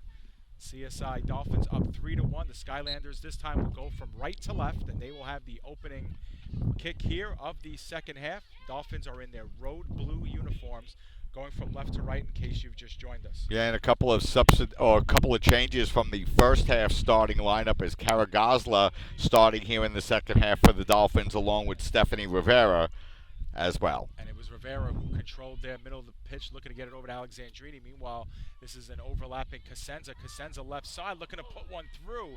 A little too high, perhaps was looking for Kara Gosler. And that one dribbles all the way out past the near sideline. Yeah, so the Dolphins didn't waste any time, Dave, and they just missed having a golden opportunity to score that 4th goal. And, next goal in this game, Dave, a crucial one for either team. Yeah, and it was Cosenza who made that run, Mike, on the far sideline. She, too, only played about 18, 19 minutes of that first half, but we mentioned in the pregame the Dolphins expect a lot from Jennifer Cosenza this year, the junior. Really expected to be a focal point on the wing this season. Yeah, Cosenza, one of those players with a lot of speed. Dolphins showing a lot of speed in this 2015 season. Dolphins will get the throw in right back. Danielle Smith, who, as we mentioned, too, only played 18 minutes or so in that first half. A bridged kind of return here in 2015 after some nagging injuries, and she starts the second half. Short throw given right away to Maritzi.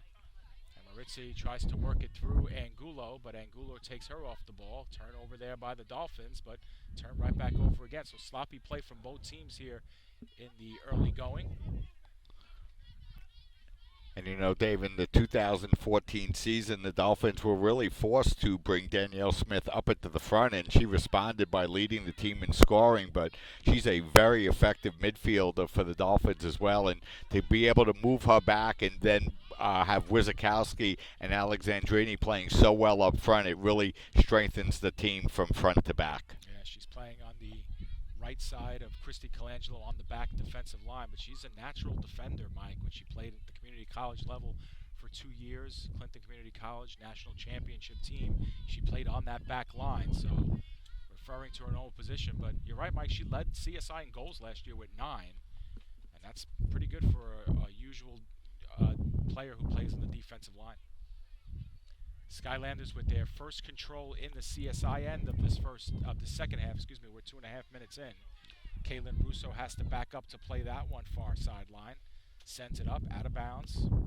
Last touch by the Skylanders. Yeah, and, you know, other than a little bit of a stretch in the first half for maybe 8 or 10 minutes, Dave, the Dolphins have done a really nice job defensively. They've limited the Skylander opportunities. The Skylanders have been able to make a few runs, but, you know, like we say, other than for a few minutes span in that first half, Dolphins have done a great job not allowing scoring opportunities for Sussex County.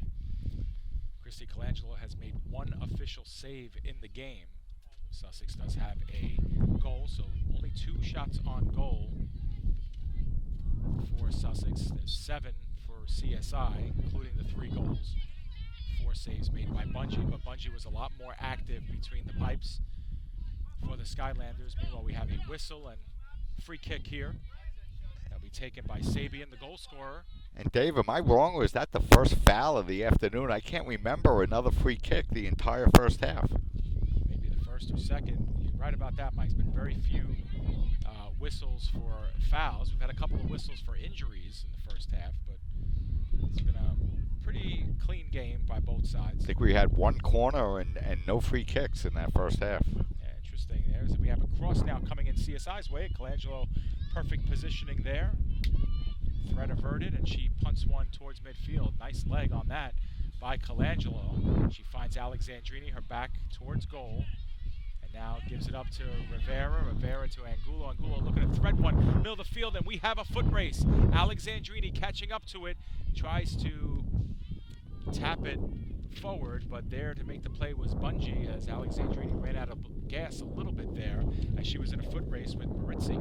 Yeah, and you know, we haven't had much of an opportunity to mention Christy Colangelo, but Colangelo, a 2-sport star for CSI since transferring over, and really has been a godsend for the Dolphins, moving back to play goal in 2014 and splitting duties with Victoria Dunnigan. And then when they moved her onto the pitch, Dave, she was one of the most effective offensive players for the Dolphins as well as being their starting catcher on their NCAA appearance-making softball team. Yeah, very busy is Christy Colangelo, 2-sport and 2-season star, 2-semester athlete as well. So great things from Christy, and she's relishing being back to her normal role, Mike, which is at goalkeeper, where she feels she is most effective, so she's very happy this season. 5.5 minutes into the second half, the Dolphins with a 3-1 lead. Here comes Alexandrini now. Racing in, gets in towards the goal box, look to play one, and that one is off of a defender. This will be a corner kick for the Dolphins. So from the far sideline, Wizakowski will take the corner for CSI, and perhaps their first real threat here of the second half. And, you know, Dave, Wizakowski took a lot of the set pieces for the Dolphins in that first half in their opening game. She takes the first corner here for the Dolphins. Let's see how she does with it. And that's a nice bending ball, middle of the box, over everyone, and in, and we are going to have a foul whistled against Alexandrini. Otherwise, she was that close to the hat trick. That ball did go in. And, Mike, that was all set up by a beautiful corner kick by Samantha Wizakowski. She got everything she wanted out of that, bent right over the keeper, but unfortunately CSI was called for the foul. Yeah, that was a beautiful corner kick that time by Wizakowski, the best corner for the Dolphins here this year, but Alexandrini gets called for the push-off, nullifying the Dolphins' goal. So the Dolphins very close to making this a 4-1 game. Still have their 2-goal lead, and now perhaps knocking on the door again. Angulo, Wizakowski, one touch right side to Kara Gosler, who gets flagged for offsides, as she might have been a step or two ahead. Wasn't watching Kara Gosler on the play. I thought Wizakowski was going to turn towards goal and race it in, Mike. Instead, she elected to one-touch pass it, and Kara Gosler was offside. And Coach Panetti really standing right on top of the line as that ball went through, disagreeing with the call, but nonetheless, the offsides will stand. 7 minutes in here, second half. Dolphins putting on a little bit of pressure here in these last couple of minutes. Skylanders dumping it into CSI's end, but the ball goes out of play, and Danielle Smith will catch up to it. Long throw in down the sideline. Pellinger is there. Trips it over to Sabian, who's locked in a war with Angulo, plays it back to Smith. Intercepted by the Skylanders, but Mulligan is able to take Powell off the ball. Nice play by Catherine Mulligan, and here comes CSI the other way. Overlapping Jennifer Casenza. Casenza looking to cross and managed to put that one right on goal to Bungie, who was there to make the play. Yeah, that was Casenza's best scoring opportunity here the afternoon, showing her speed, getting by on the far side, but the shot saved that time by Dungy. And Casenza, who only played a portion of the first half, has looked crisp here, has made a couple of real extended runs down the far sideline as Skylanders trying to turn into offense quickly. See the Dolphins spill one out of bounds.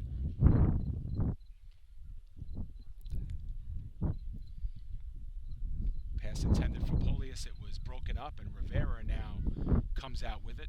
Once again, this is Casenza looking for a long through pass to Alexandrini.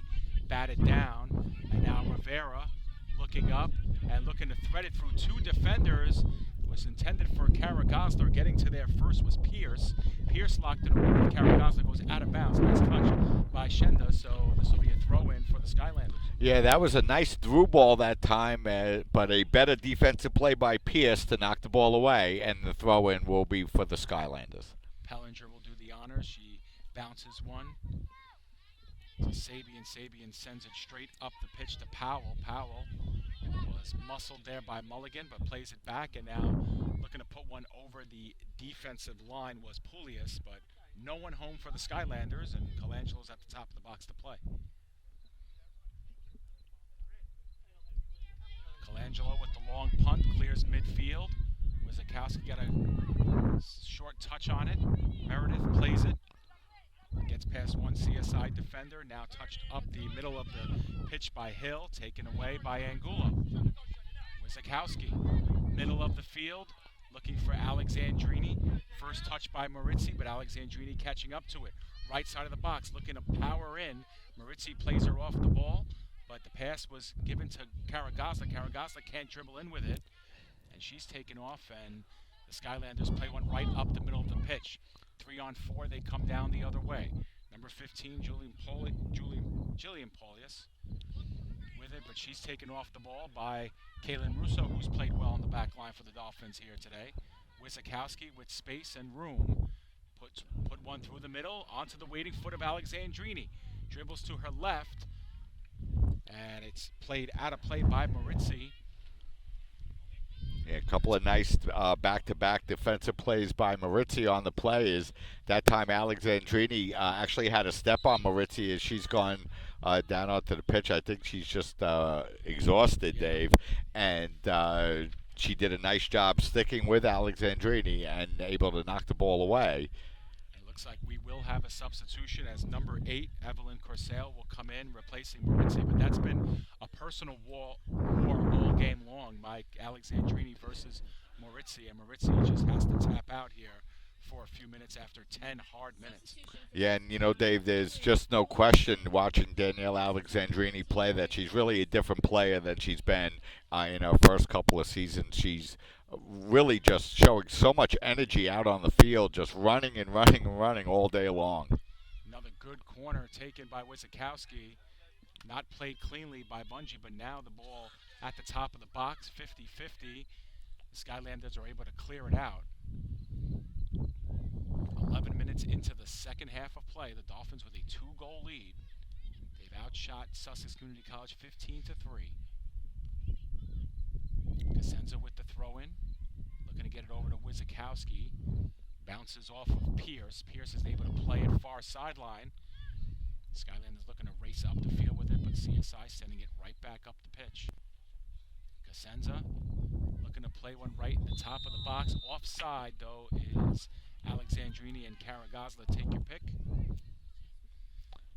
Dave, the Dolphins doing a really good job. They're forcing the Skylanders to move all the way back on their defensive side of the field, and they've really controlled these first 12 minutes, but they haven't been able to get that extra goal yet, so the Skylanders still hanging in the game. Plenty of time left, trailing by just 2. Aside from those, maybe that 5 or 6 minute block of time, Mike, when it culminated in the Sussex goal, they really haven't had much sustained pressure at all against the Dolphins here this afternoon. As Wizakowski is taken off the ball by Phoebe Pierce. Ball is played near sideline. Angulo's the first to catch up to it. Sends it sideline to Caragazler. Caragazler working against Pellinger, looking to get it near the goal line. It is a corner kick for the Dolphins as Caragazler was able to play it off the defender's leg. And we'll have a corner kick here as Caragazler looks like she will take it. No, she just squares it up here for Wizakowski, who will come in. Yeah, and that was a nice play by Caragazla. She was well defended, but she forced the corner to create a good scoring opportunity now for the Dolphins. This time from the near side. That one is able to skip through the box. Looked like it was well placed by Wizakowski. Rivera was in the vicinity. Punched right back over top of the defense. Caragazler tries to play it up top to Rivera. Both teams trying to settle it down. Rivera can't get to it before Bungie's able to control off the foot of her defender, Rachel Meredith. Yeah, and that was the best offensive opportunity for Rivera here this afternoon, is that time she was able to work against 2 defenders and get the ball towards goal, but once again, it was Bungie able to make the play. CSI trying to work it down the middle of the field. Meredith is there defensively for the Skylanders. Sabian might have touched it with the arm. So that'll be a foul whistled, and it will be CSI's free kick, about 10 yards inside of midfield. Yeah, so let's see what the Dolphins do here, Dave, if they try to set up a play and kind of arch the ball into the box and see if they can get a touch on a long pass. Danielle Smith will be the one to take it, gets a running start, puts one left side of the box, finally settled down, and it will be Pierce with it. Little bit of space, threads one through the middle. Campanelle with a hard touch, and that one gets sent up top. Caragazler looking for an overlapping Alexandrini. She toes towards goal, and that'll be well out of play as both teams will get substitutions into the game. Kristen Maritzi will return for Sussex, and Lauren Smith will see her first action of the second half, replacing Stephanie Rivera. So Rivera checks out of the game, and coming back in for the Dolphins will be Lauren Smith, as Maritzi checks back in as well for the Skylanders. Half an hour remaining in the second half. Dolphins with a 3-1 lead in control. Sussex hasn't had any real offensive pressure in this half. In fact, Mike, maybe just a touch or two inside of CSI's end of the field. But other than that, they've been kind of shut down. Sabian controls midfield. She's taken off the ball and now sending straight up the pitch is Percaccio. Deep on the back line, Maritzi sees it out of bounds. Yeah, and the Dolphins have done a really good job. They've pinning the Skylanders in their defensive zone to the point where, as you mentioned, the Skylanders with very few offensive touches here in the second half.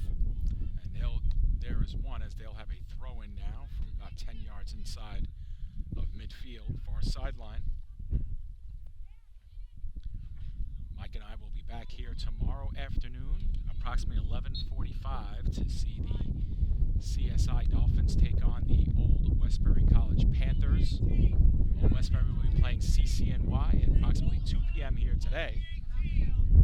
And then all 4 teams return tomorrow to match up against their next opponent. And we've seen the ladies from Old Westbury here getting taped up, and CCNY will be here shortly. So good opportunity for the Beavers to see where they stand a little bit here as, they continue to try to rebuild that program. And, they always seem to have a couple of players, but never seem to have enough. Yeah, they've always had that 1 or 2, real solid kind of program type players, but they haven't been able to kind of piece it together. Remember CCNY, they were the first CUNY team in the national tournament. They defeated CSI in that championship 3 years ago, 1-0. But they're under new coaching staff, and promise to see a different kind of black and purple team for the Beavers. It'd be nice to see them here today. As a nice shot towards goal that time taken is going to go wide, and that was the goal scorer, Haley Sabian, who had that beautiful goal, putting it towards goal, but wide. And, Dave, just talk about the Beavers a little bit more. They've always been able to seem to do a good job of frustrating the Dolphins and not making it easy for the Dolphins to score, but they've always struggled to score themselves as well. Well, that's just it. They've always been a very heavy defensive team, Mike, and the one thing that always stands out about CCNY to me, even more than Brooklyn, even more than CSI, is they are clearly the most physical team in CUNY. I mean, they will weigh you down. They'll play shoulder to shoulder, and a lot of times, especially in women's soccer, that's something that trips a lot of teams up. They just don't expect it, but it's been one of their strengths. Yeah, and it's been something that the Dolphins have had to deal with as well. And again, this Dolphin team a little bit bigger, a little bit stronger, and certainly more aggressive. And that's something that will suit them well. And you do need a certain level of physical play to be successful, to win in the conference, and then certainly to win in the region. That's something just through the first couple of games this season, Mike, we've seen a little bit more from the Dolphins, is their ability to play a little bit more aggressively and physically. That time they got the benefits of a foul called on Brittany Campanelle. The Dolphins will have themselves a free kick with just under 27 minutes to play in regulation. They have themselves a 2-goal lead.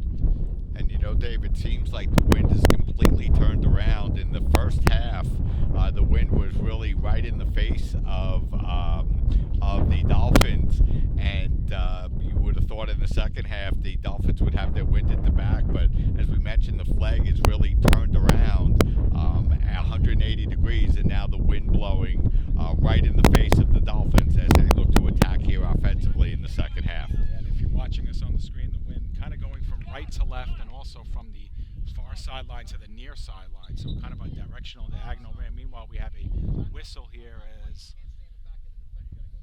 we have either a check on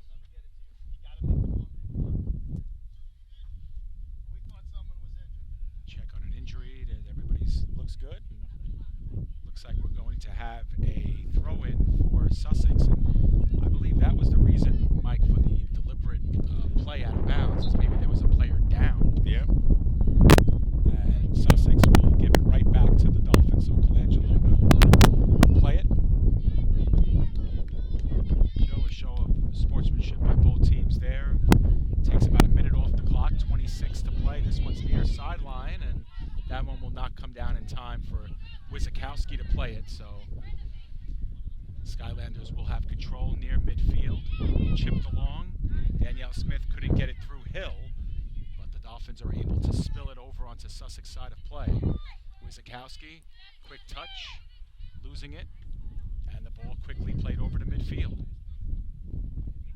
Get the feeling, Mike, that Sussex wants to kind of speed things up in this game. They're just playing balls a lot quicker, maybe looking to catch the Dolphins napping on that back line and maybe punching that second goal. Yeah, they really need to get a little more offensive attack going. They really haven't done much building up here offensively here in the second half, as we're nearly 20 minutes through the second half, and really in terms of challenging the goal, it's been all Dolphins. 25 minutes to play in regulation time. Dolphins up 3-1. A goal by Samantha Wizakowski and 2 more by Alexandrini. She has 4 on the season.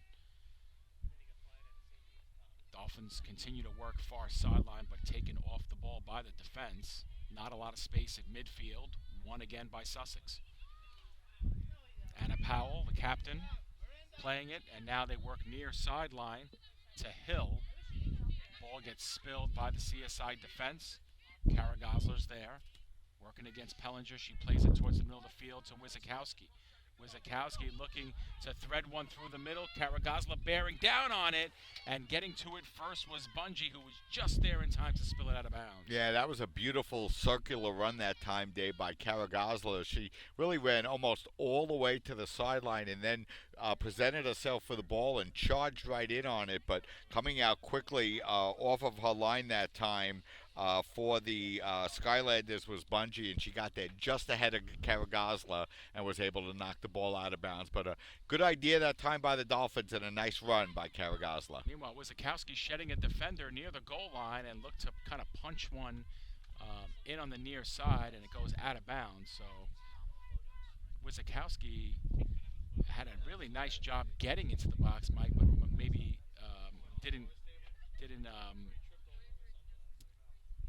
didn't get all of what she wanted that time. Ventimiglia is getting set to come in for the Dolphins as well. Midfield, a lot of jersey tugging there by Angulo, stops play. Sussex quickly resetting as Pulius forcing it up the field. The give back to Pierce. Pierce looking in front of her, can't get it through the CSI defense. Angulo with it. Turns it over, and now it's on the back line. Procaccio with a nice job of shielding Brittany Campanelle off the ball, and Colangelo's able to play it. Nice play there by Procaccio. It really was a nice play, Dave, because that was a step or so away from being a very dangerous opportunity that time for the Skylanders. Nice defensive play by Procaccio, and the defense hasn't been tested that much, Dave, but they've been very solid. They haven't been making any of those flashy plays, but everything has been solid. Mulligan has been very solid back there defensively, and I think Angulo has been very solid defensively in midfield for the Dolphins as well. Angulo is another one of those really small in stature players, Michael, plays very physical defensively, and she's in a defensive midfield position, so good heads-up player there for the Dolphins. Yeah, and as just a freshman, you like the way that she does play physically, and she also has shown the ability to distribute the ball to either side and open it up from the middle, and that's something else that you really like to see in freshman players. Kaylin Russo reversing field now, far sideline, was looking for Cosenza, but getting to the ball first was Phoebe Pierce. Pierce taken off the ball by Cosenza. Cosenza working left to right, gains the middle of the field, stops her dribble, now looks top of the box to Wizakowski. Wizakowski looking to turn towards goal, can't do it, and now a quick shot by Cosenza, who caught back up to the ball. Mike skips on to the waiting hands of Bungie, so another save by Bungie. Her sixth of the game with 21.5 to go. Yeah, and that was a really nice play offensively by Cosenza. And, one of the things that you're seeing from some of the other supporting Dolphin players so far here, Dave, early in 2015 is seem to be playing with a little bit more confidence on the ball. That was a nice play by Cosenza, holding the ball, presenting an opportunity, getting it in the middle to Wizakowski, and then presenting herself, getting the shot on goal, but turned away. Sussex will have a throw-in near midfield. They too looking for desperately needed offense. They've had 4 shots in the game, only 2 on goal. One of them was a goal by Haley Sabian on a beautiful shot that she was able to put in from about 20 yards out. And meanwhile, we have a stoppage of play here as another Sussex player is injured and on the turf. The training staff will look into this one as some of the CSI players race in to get themselves hydrated here as we're working into our 70th minute of play here at the CSI Soccer Complex. Yeah, so, again, it's early in the season. It's pretty hot out on the pitch, Dave, and when I first saw it go down, I thought it might be a cramp, and it still might be. It might be a cramp in the calf, and hopefully that's all it is.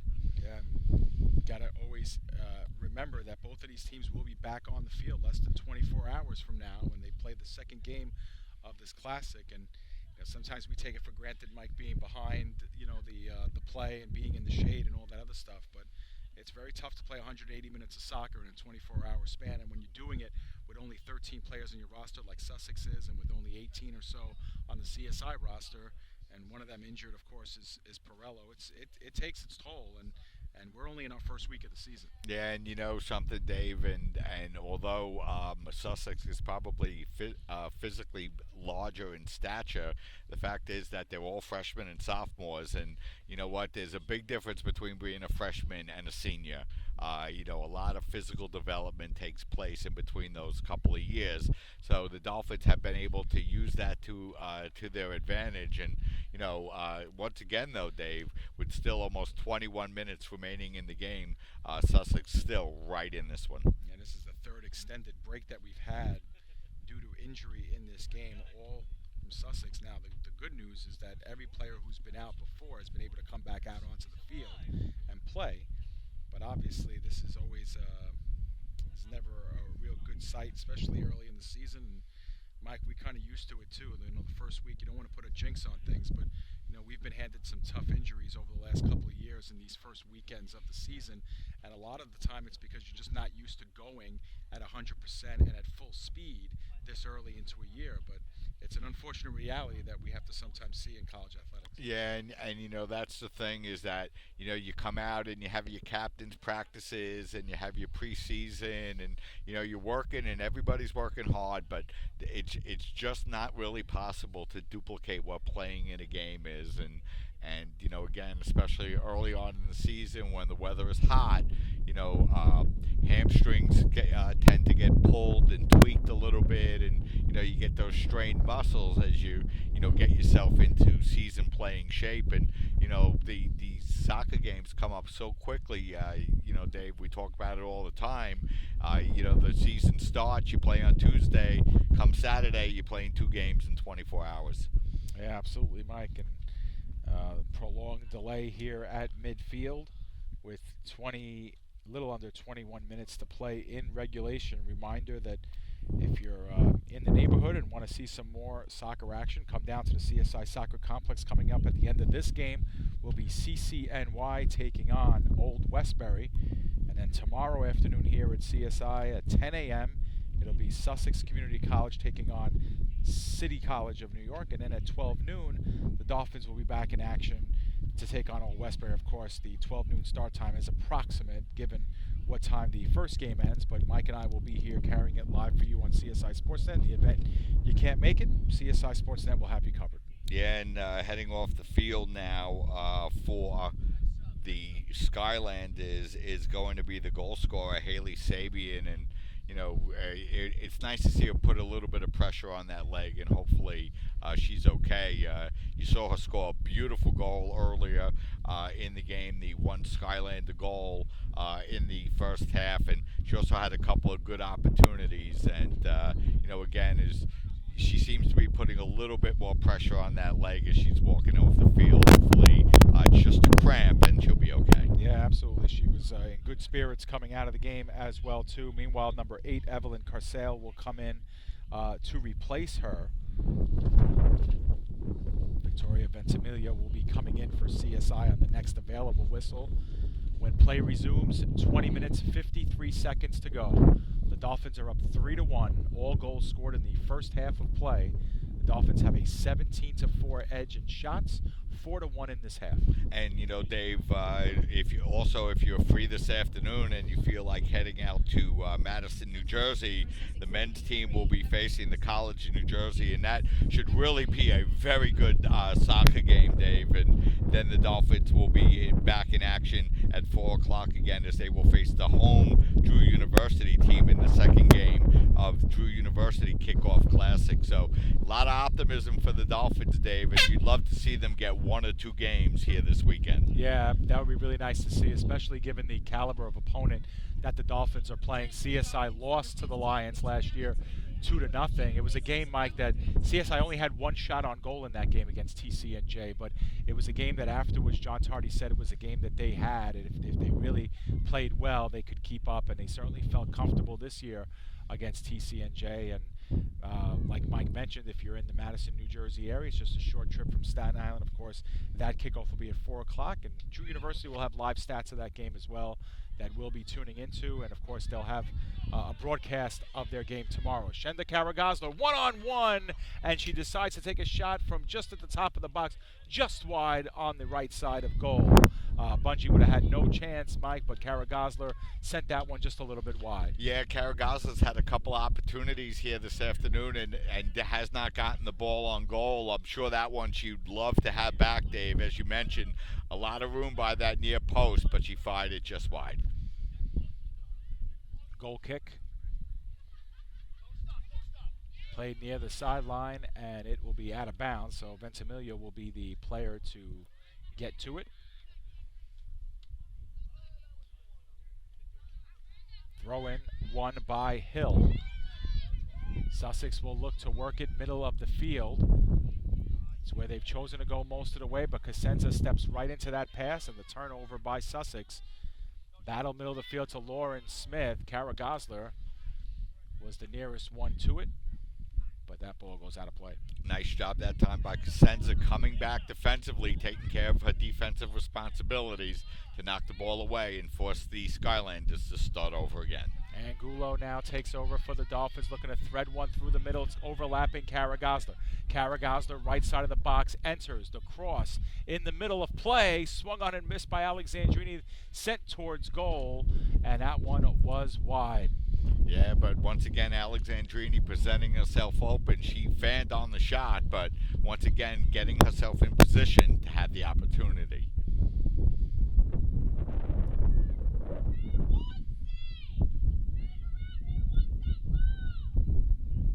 So the goal kick comes out, once again, right up the middle of the field, but it's stolen away by the Dolphins. Angulo, and going down hard on the play was Lauren Smith. She's back up. That's a good sign. Sussex looking to thread one through the middle. Once again, it's broken up.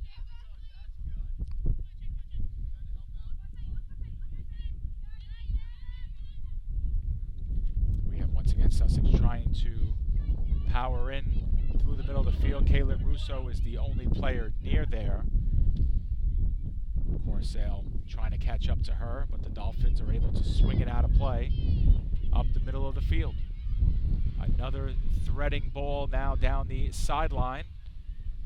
CSI looking to catch up to it. Alexandrini was there, toes it into the box, but Bungie's the first to catch up to it. Yeah, another nice 35-yard run that time by Alexandrini. Still showing plenty of energy here in the second half.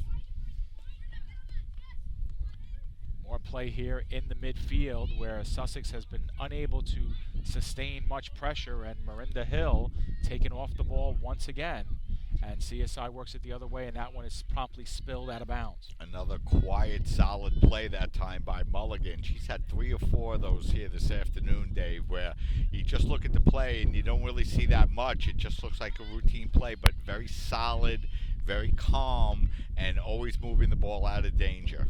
Yeah, absolutely. Good point. You know, sometimes when you don't get a lot of touches, it's almost like you're not a factor in the game, but the few times that Mulligan has been forced to play the ball, she's had very good touches with it, Mike, and she hasn't been afraid to get physical in the middle, and that's exactly what the Dolphins need out of that center back position. Absolutely. 16.5 to play, as now the time becomes an enemy of Sussex Community College. They've only had 4 shots total in the game, 2 on goal, only 1 in this half. Bungie straight up the field, touched by Lauren Smith, who might have caught it wrong, and she's coming up limping a little bit, trying to run it out. Sussex takes control. Number 12, Pierce plays it. Mulligan had a quick touch on it, but Miranda Hill controls. Her pass intercepted. Ventimiglia looking to get to it. Mulligan spills it out of bounds. Yeah, so Mulligan just knocking the ball out of danger, giving the Dolphins an opportunity to reset themselves defensively. And if you're the CSI Dolphins, Dave, from this point forward, the important thing is that Sussex does not score a second goal. Yeah, absolutely right, Mike. It'd be nice to add on to the lead and get yourself in the stat column, but what's most important is preserving this 2-goal edge. Sussex now controlling in CSI zone. Sustained pressure, but it's Wizakowski giving up to an overlapping Kara Gosler. Kara Gosler slows things down, gives it up over to Wizakowski again, middle of the field. Quick first touch. Pellinger is there, though, but Wizakowski takes her off the ball. Trying to catch up to it. Nice pass to Kara Gosler. Top corner of the goal box. She's shouldered off of the ball by Maritzi. Maritzi getting it over to Meredith, who tries to play in the middle of the field. gets to it. She's looking corner of the box to Caragazla. Caragazla looking to cross in, and it was played on the line by Bungie. Closing in on that play was Alexandrini. Sussex looks to hurry things up now over into CSI's end. They played over to midfield, under 15 minutes to go. You know, Dave, just watching Samantha on that play, she really stretched out that right leg on that last play and, you know, appears to be okay. So, you know, that's about as much stress as you could put on that leg that she did on that last play and appears to be okay. Alexandrini looking to turn towards goal and unleashes one, but that was well wide of the net. High right corner. CSI's 20th shot of the game. Now, they've only had 9 on goal, but they are not wasting any chances, Mike. If they do get into that box, they're looking to test Bungie, the sophomore goalkeeper. All the scoring in this game in the first half. Wizakowski started it in the 9th minute, tying things up with Sussex in the 27th minute, and then 2 goals 2 minutes apart by Danielle Alexandrini made it a 3-1 game.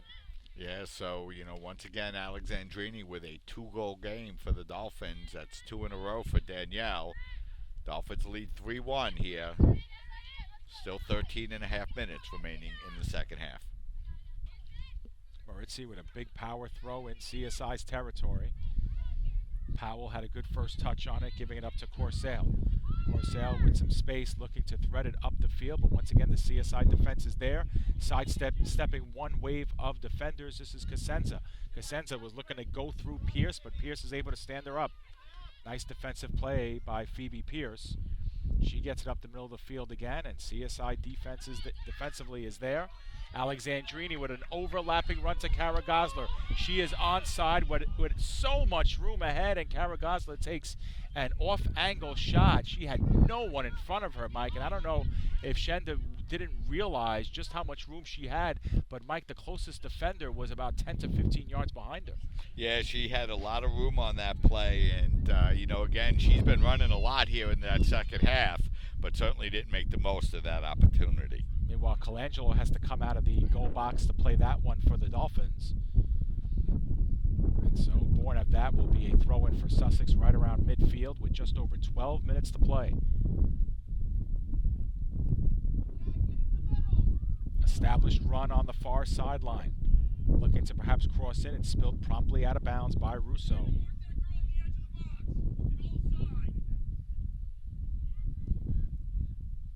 Sussex looking to get some numbers. Top of the box now. Pellinger with a quick touch. Poulius was the closest white jersey there, but the Dolphins are there to break things up. Wizakowski able to send things further along towards the midfield.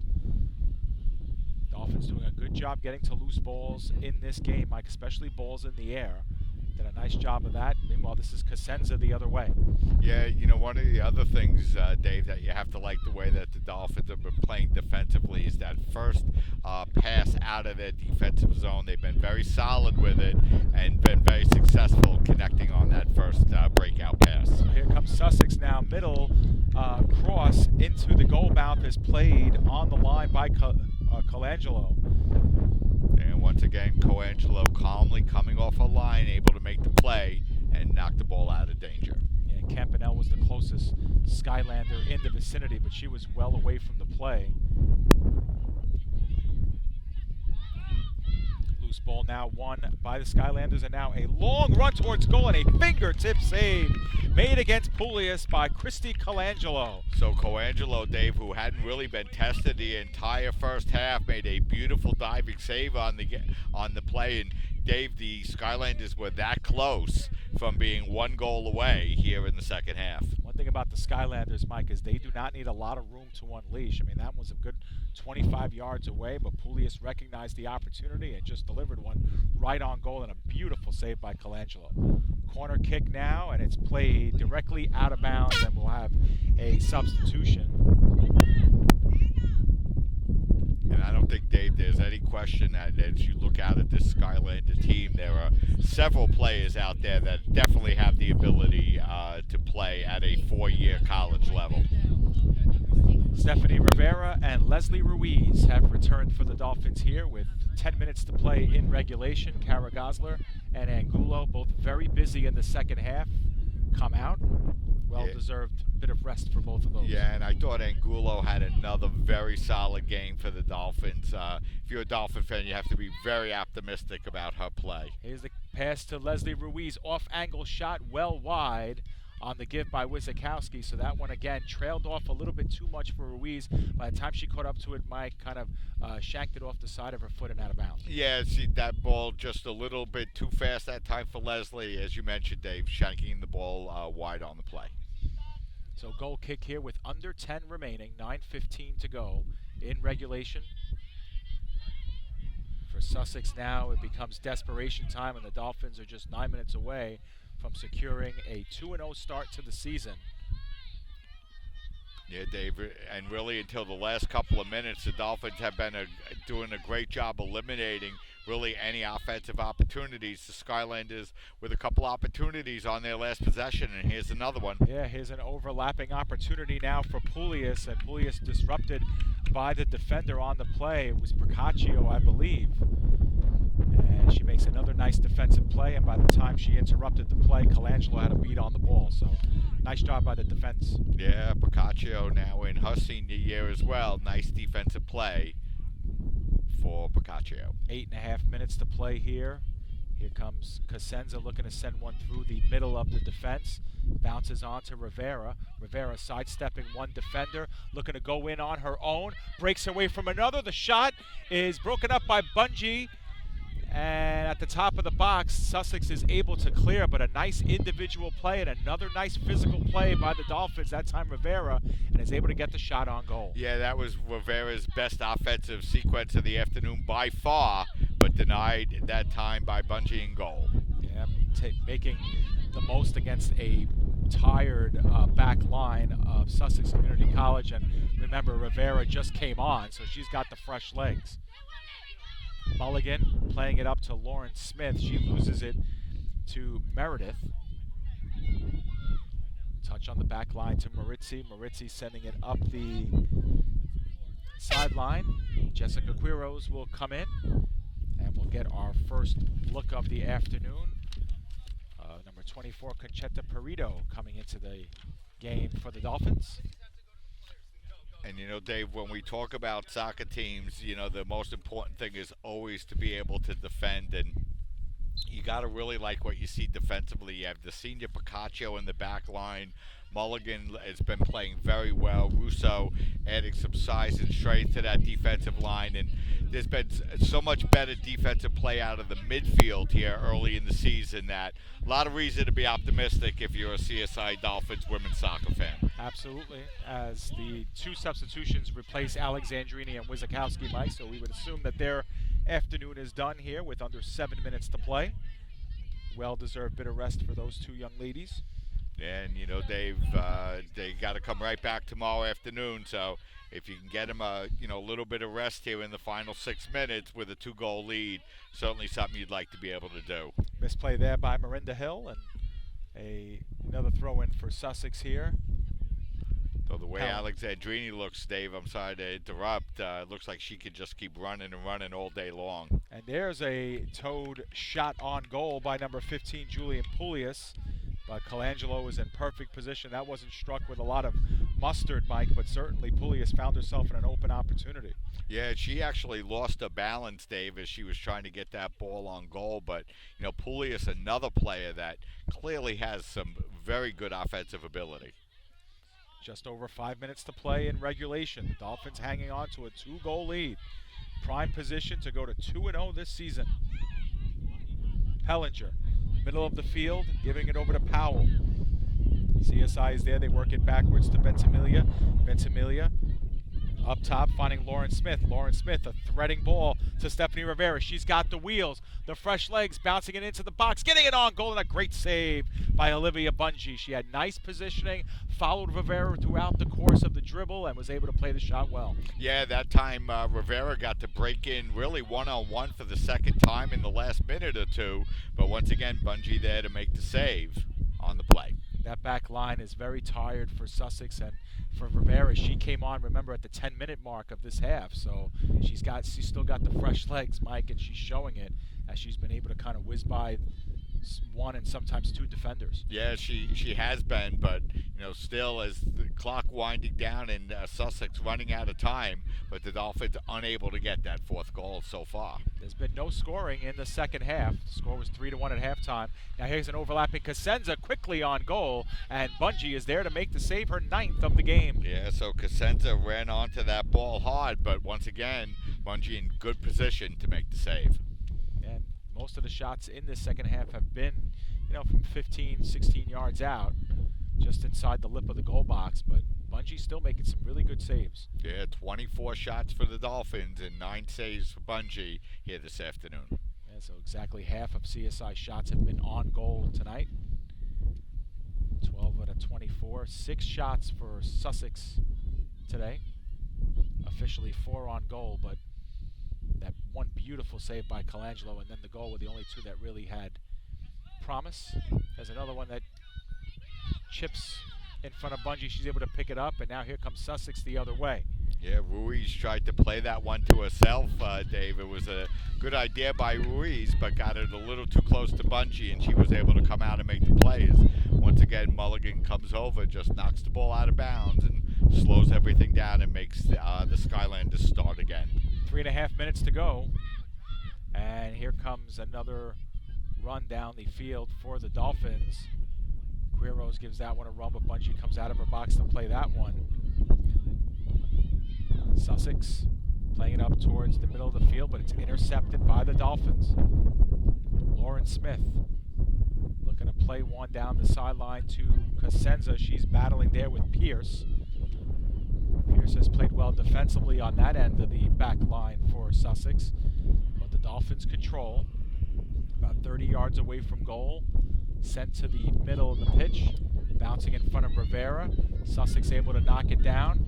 Ventimiglia punches it once again up over top. Perito is the only Dolphins player there. She can't control. Now it bounces on to Lauren Smith.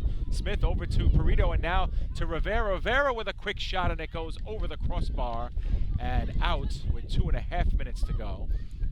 But Rivera has had most of the offensive opportunities, Mike, these last 8-10 minutes or so.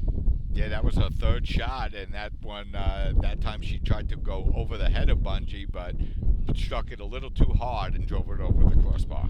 CSI once again taking over.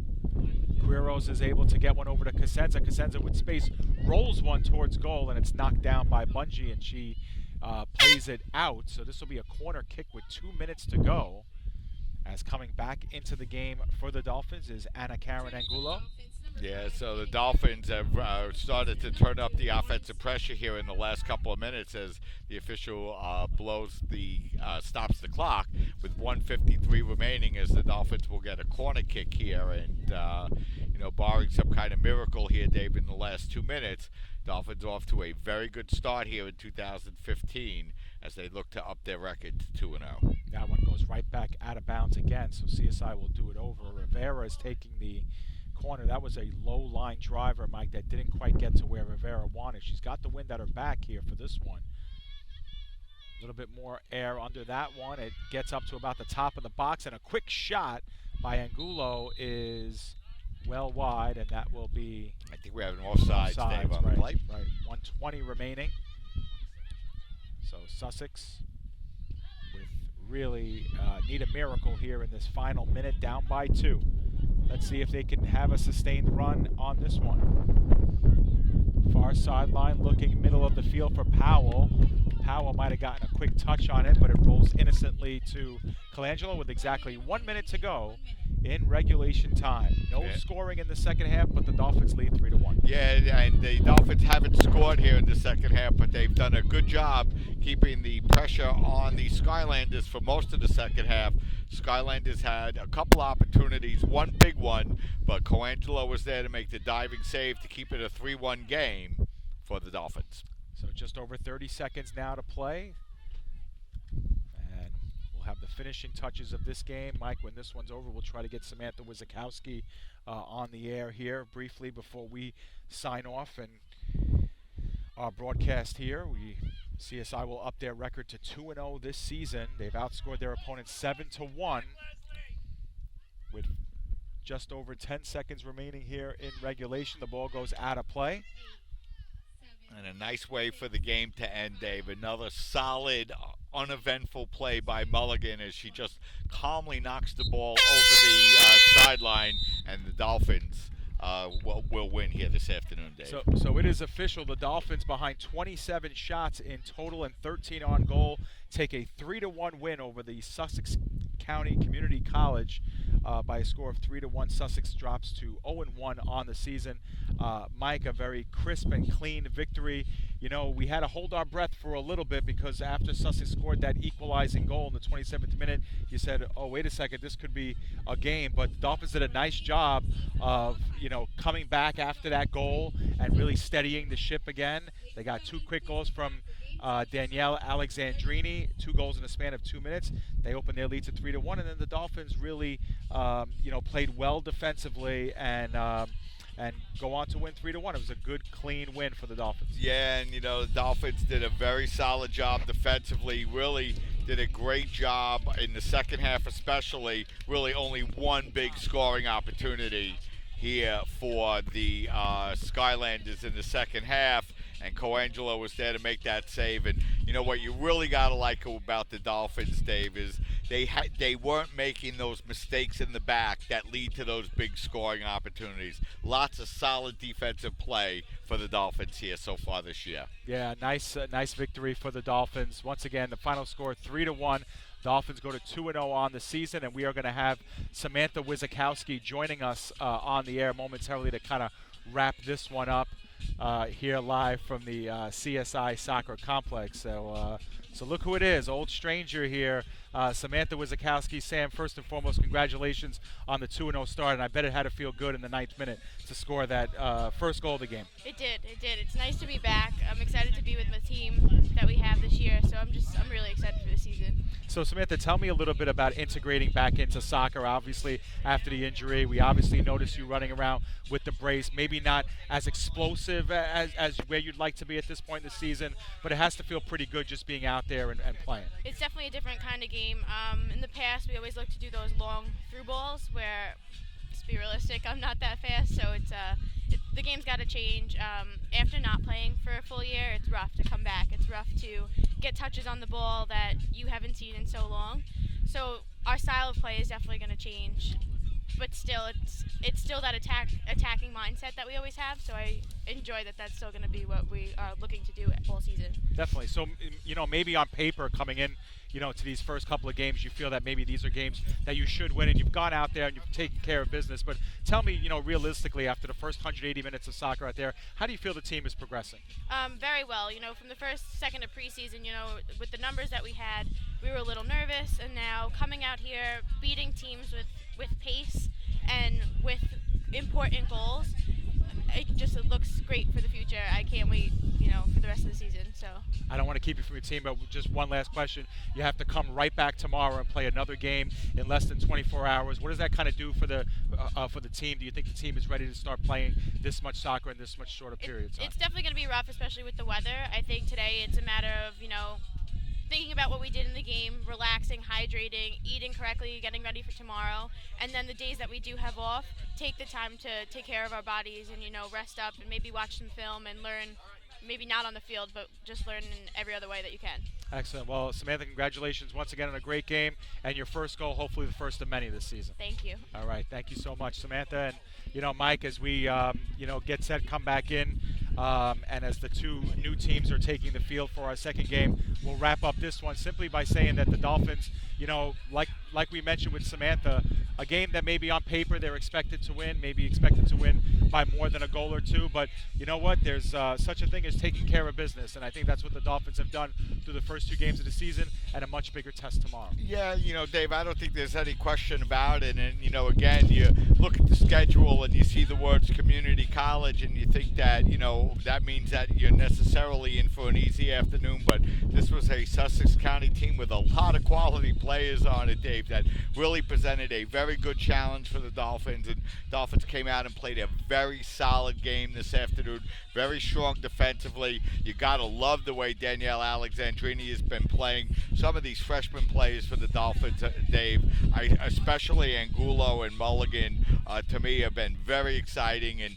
very positive things as the Dolphins get their win here this afternoon and get ready to sit back and watch Old Westbury play CCNY and get ready for tomorrow afternoon at 12 o'clock when they'll be right back on the same field to play Old Westbury. All right, Mike, so that'll do it for us, just to paint the picture of what's next for us. Tomorrow, late morning, early afternoon, 11:45, we expect to be on the air calling a 12 o'clock match between CSI and Old Westbury. The start time of that game is dependent on the first game and how that fares. Obviously, we could be on the air a little bit later than expected, but we do hope to be with you at approximately 12 noon for CSI versus Old Westbury. Beyond that, on Tuesday night, we'll be covering women's volleyball for the first time as the CSI volleyball plays against Yeshiva. So once again, our final score from this game is the CSI Dolphins 3 and Sussex County Community College 1. Once again, from Mike Babuski, I'm David Pizzuto, wishing you a great afternoon and a great Labor